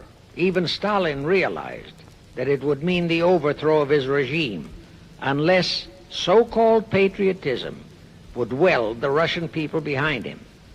But the conspirators had to have a war. They had to find or create some kind of an incident to launch it. And they found it in a little inconspicuous and repulsive little man who called himself Adolf Hitler. Hitler, an impecunious Austrian house painter, had been a corporal in the German army. He made the defeat of Germany into a personal grievance. He began to rabble-rouse about it in the Munich, Germany area. He began to spout about restoring the greatness of the German Empire and the might of the German soldiery. He advocated the restoration of the old German military to be used to conquer the whole world. Strangely enough, Hitler, the little clown that he was, could deliver a rabble-rousing speech, and he did have a certain kind of magnetism. But the new authorities in Germany didn't want any more wars, and they promptly threw the obnoxious Austrian house painter into a prison cell. Aha! Here was the man, decided the conspirators, who, properly directed and financed, could be the key to another world war. So while he was in prison, they had Rudolf Hess and Goering write a book which they titled Mein Kampf and attributed the authorship to Hitler, exactly as Litvinov wrote Mission to Moscow and attributed the authorship to Joseph Davies, then our ambassador to Russia and a stooge of the CFR. In Mein Kampf, Hitler, the pseudo-author, outlined his grievances and how he would restore the German people to their former greatness. The conspirators then arranged for a wide circulation of the book among the German people in order to arouse a fanatical following for him. On his release from prison, also arranged by the conspirators, they began to groom him and finance him to travel to other parts of Germany to deliver his rabble-rousing speeches. Soon he gathered a growing following among other veterans of the war, and that soon spread to the masses, who began to see in him a savior for their beloved Germany. Then came his leadership of what he called his Brown Shirt Army and the March on Berlin. That required a great deal of financing, but the Rothschilds, the Warburgs, and others of the conspirators provided all the money he needed. Gradually, Hitler became the idol of the German people, and then they overthrew the von Hindenburg government, and Hitler became the new Führer. But that still was no reason for a war. The rest of the world watched Hitler's rise, but saw no reason to interfere in what was distinctly a domestic condition within Germany. Certainly none of the other nations felt it was a reason for another war against Germany, and the German people were not yet incited into enough of a frenzy to commit any acts against any neighboring nation, not even against France, that would lead to a war. The conspirators realized they would have to create such a frenzy that would cause the German people to throw caution to the winds and at the same time horrify the whole world. And incidentally, Mein Kampf was actually a follow-up of Karl Marx's book, A World Without Jews. The conspirators suddenly remembered how the Schiff Rothschild gang had engineered the pogroms in Russia, which slaughtered many, many thousands of Jews and created a worldwide hatred for Russia. And they decided to use that same unconscionable trick to inflame the new Hitler-led German people into a murderous hatred of the Jews. Now, it is true that the German people never had any particular affection for the Jews, but neither did they have an ingrained hatred for them. Such a hatred would have to be manufactured, so Hitler was used to create it. This idea more than appealed to Hitler.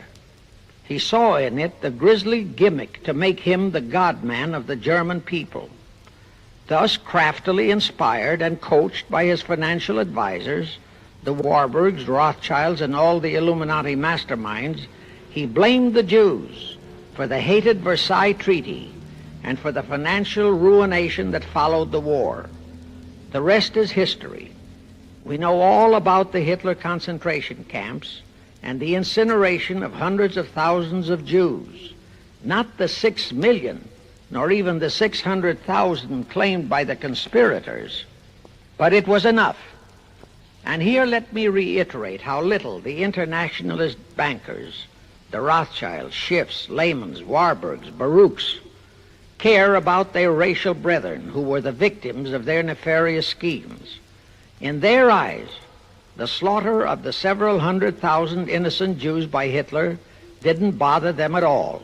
They considered it a necessary sacrifice to further their Illuminati one-world plot, just as the slaughter of the many millions in the wars that followed was a similar necessary sacrifice. And here is another grisly detail about those concentration camps. Many of the Hitler soldier executioners in those camps had previously been sent to Russia to acquire their arts of torture and brutalization so as to emphasize the horrors of the atrocities.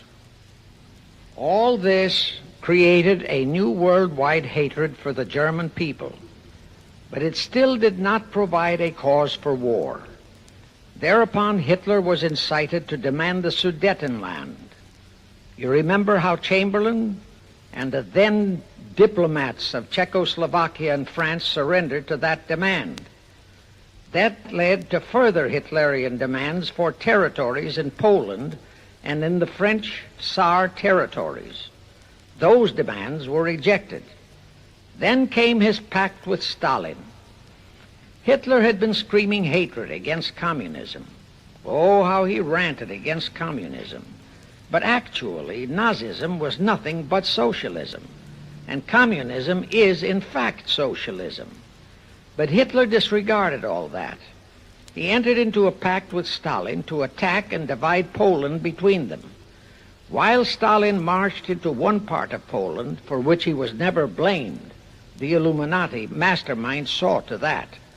Hitler launched a blitzkrieg on Poland from his side.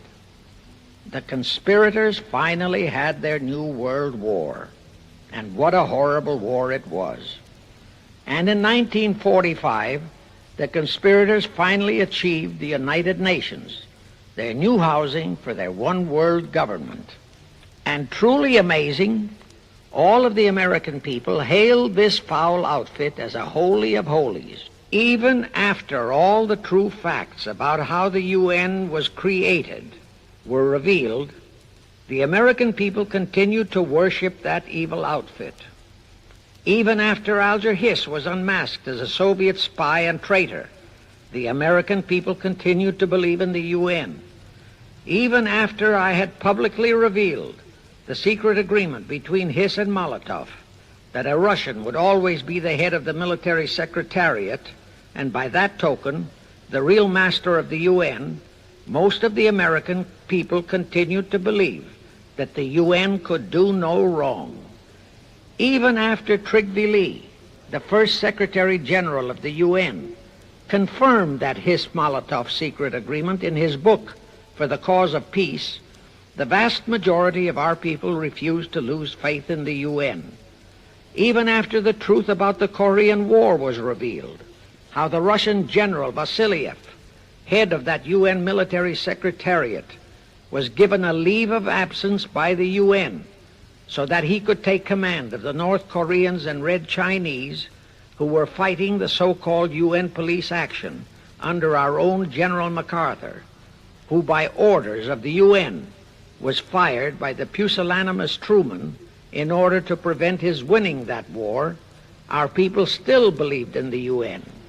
Despite our 150,000 sons who were murdered and maimed in that war, the people continued to regard the UN as a sure means for peace. Even after it was revealed in 1951 that the UN, using our own American soldiers under UN command and the UN flag, in collusion with our traitorous State Department and the Pentagon, had been invading many small cities in California and Texas in order to perfect their plan for the complete takeover of our country, most of our people brushed it off and continued their belief that the UN is a holy of holies. Do you know that the UN Charter was written by traitor Alger Hiss, Molotov, and Vyshinsky? That Hiss and Molotov had made that secret agreement that the military chief of the UN was always to be a Russian appointed by Moscow? Do you know that at their secret meetings at Yalta, Roosevelt and Stalin, at the behest of the Illuminati operating as the CFR, decided that the UN must be placed on American soil? Do you know that most of the UN Charter was copied intact, word for word, from the Marx Manifesto and Russia's so-called Constitution? Do you know that the only two senators who voted against the UN so-called treaty were the only two senators who had read it? Do you know that since the UN was founded, communist enslavement has grown from 250 million to 1 billion? Do you know that since the UN was founded to ensure peace, there have been at least 20 major wars incited by the UN, just as they are now inciting a war against Little Rhodesia? Do you know that under the UN setup, the American taxpayers have been forced to make up the UN Treasury deficit of many millions of dollars because of Russia's refusal to pay her share? Do you know that the UN has never passed a resolution condemning Russia or her so-called satellites, but always condemns our allies? Do you know that J. Edgar Hoover said, "The overwhelming majority of the communist delegations to the UN are espionage agents"? And now, 66 senators voted for a consular treaty to open our entire country to Russian spies and saboteurs. Do you know that the UN helps Russia's conquest of the world by preventing the free world from taking any action whatsoever except to debate each new aggression in the UN General Assembly?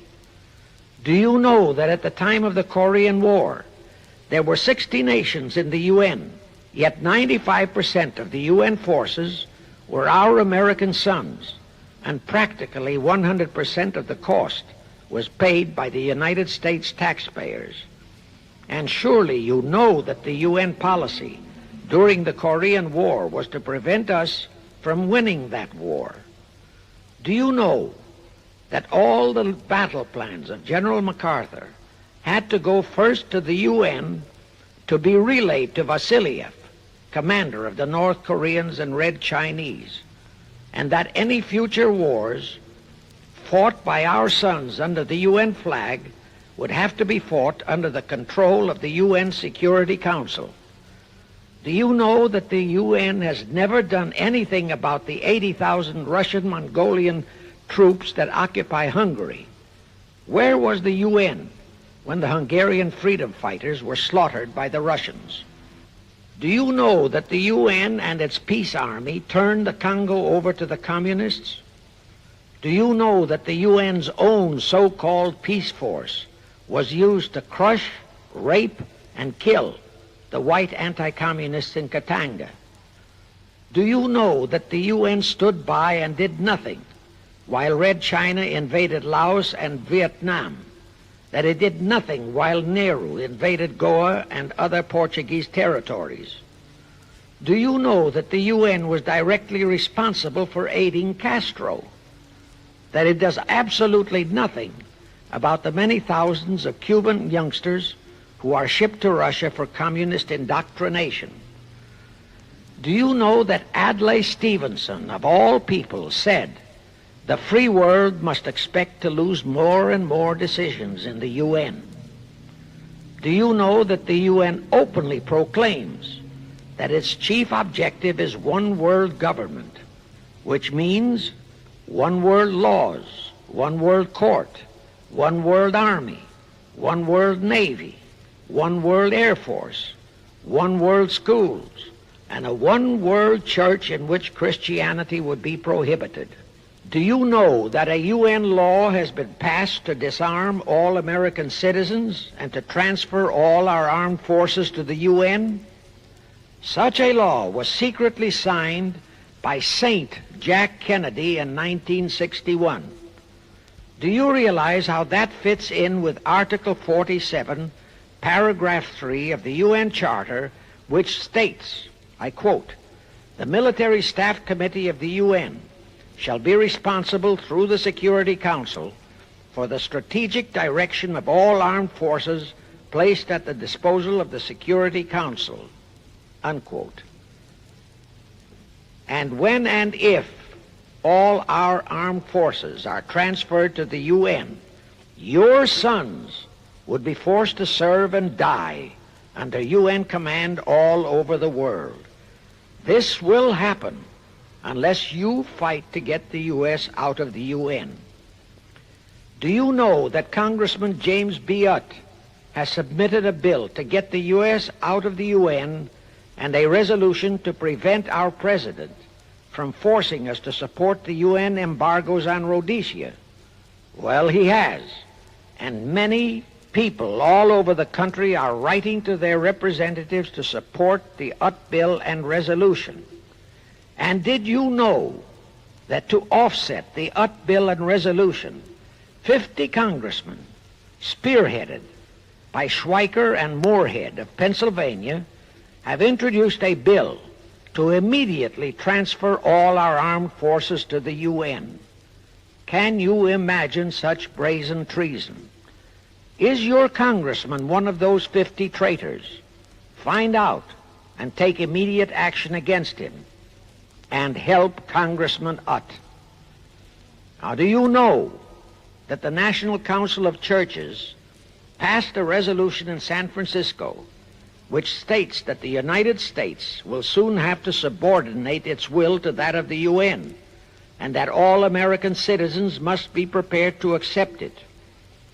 Is your church a member of the National Council of Churches? In connection with that, bear in mind that God is never mentioned in the UN Charter, and their meetings are never opened with prayer. The creators of the UN stipulated in advance that there should be no mention of God or Jesus Christ in the UN Charter or in its UN headquarters. Does your pastor subscribe to that? Find out. Furthermore, do you know that the great majority of the so-called nations in the UN are anti-Christianity? That the UN is a completely godless organization by orders of its creators, the CFR Illuminati. Now, Have you heard enough of the truth about the Illuminati's United Nations? Do you want to leave your sons and our precious country to the unholy mercy of the Illuminati's United Nations? If you don't, write, telegraph, or phone your representatives and senators that they must support Congressman Utt's bill to get the U.S. out of the UN and the UN out of the U.S. Do it today, now, before you forget. It is the only salvation for your sons and for our country. Now I have one more vital message to deliver.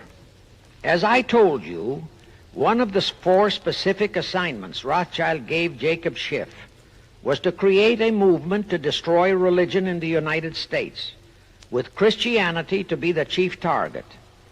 For a very obvious reason, the Anti-Defamation League wouldn't dare to attempt it, because such an attempt could create the most terrible bloodbath in the history of the world, not only for the ADL and the conspirators, but for the millions of innocent Jews. Schiff turned that job over to Rockefeller for another specific reason. The destruction of Christianity could be accomplished only by those who are entrusted to preserve it, by the pastors, the men of the cloth. As a starter, John D. Rockefeller picked up a young so-called Christian minister by the name of Dr. Harry F. Ward, Reverend Ward, if you please. At that time, he was teaching religion at the Union Theological Seminary. Rockefeller found a very willing Judas in this reverend. Thereupon, in 1907, he financed him to set up the Methodist Foundation of Social Service. And Ward's job was to teach bright young men to become so-called ministers of Christ and to place them as pastors of churches. While teaching them to become ministers, the Reverend Ward also taught them how to very subtly and craftily preach to their congregations that the entire story of Christ is a myth, to cast doubts on the divinity of Christ, to cast doubts about the Virgin Mary. In short, to cast doubts on Christianity as a whole. It was not to be a direct attack, but much of it by crafty insinuation that was to be applied in particular to the youth in the Sunday schools. Remember Lenin's statement, "Give me just one generation of youth, and I'll transform the whole world."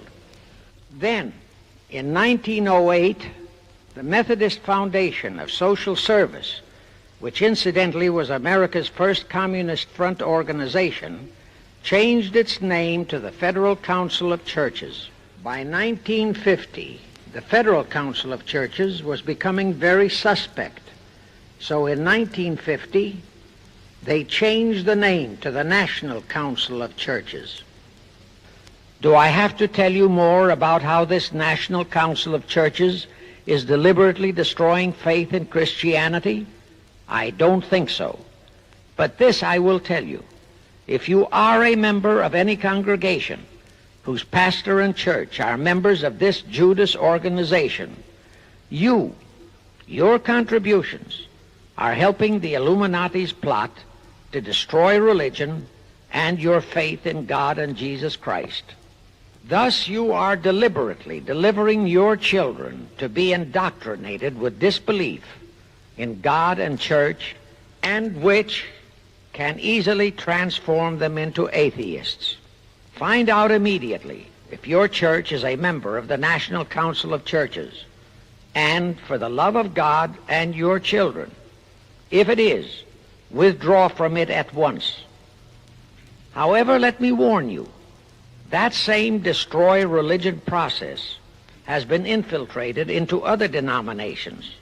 If you have seen the Negro March on Selma and other such demonstrations, you have seen how the Negro mobs are led and encouraged by ministers and even Catholic priests and nuns who march along with them.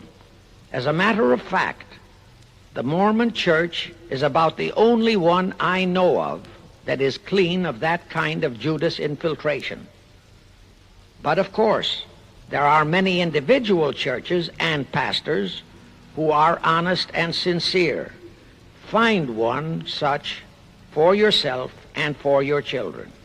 Incidentally, this same Reverend Harry F. Ward was also one of the founders of the American Civil Liberties Union, a notorious pro-communist organization. He was the actual head of it from 1920 to 1940. He also was a co-founder of the American League Against War and Fascism, which, under Browder, became the Communist Party of the United States. In short, Ward's entire background reeked of communism, and he was identified as a member of the Communist Party. He died a vicious traitor to both his church and country. And this was the man old John D. Rockefeller picked and financed to destroy America's Christian religion, in accordance with the orders given to Schiff by the Rothschilds. In conclusion, I have this to say. You probably are familiar with the story of how one Dr. Frankenstein created a monster to do his will of destroying his chosen victims, but how instead, in the end, that monster turned on his own creator, Frankenstein, and destroyed him. Well, the Illuminati, CFR, has created a monster called the United Nations, who, supported by their minority groups, rioting Negroes, the traitorous mass communications media, and the traitors in Washington, was created to destroy the American people. Well, we know all about that many-headed Hydra monster. We know the names of those who created that monster. We know all their names. And I predict that one fine day the American people will come fully awake and cause that very monster to destroy its creator. True, the majority of our people are still being brainwashed, deceived, and deluded by our traitorous press, TV, and radio, and by our traitors in Washington. But surely, by now, enough is known about the UN to stamp that outfit as a deadly, poisonous rattlesnake in our midst. My only wonder is what it will take to awaken and arouse our people to the full truth. Perhaps this record will do it.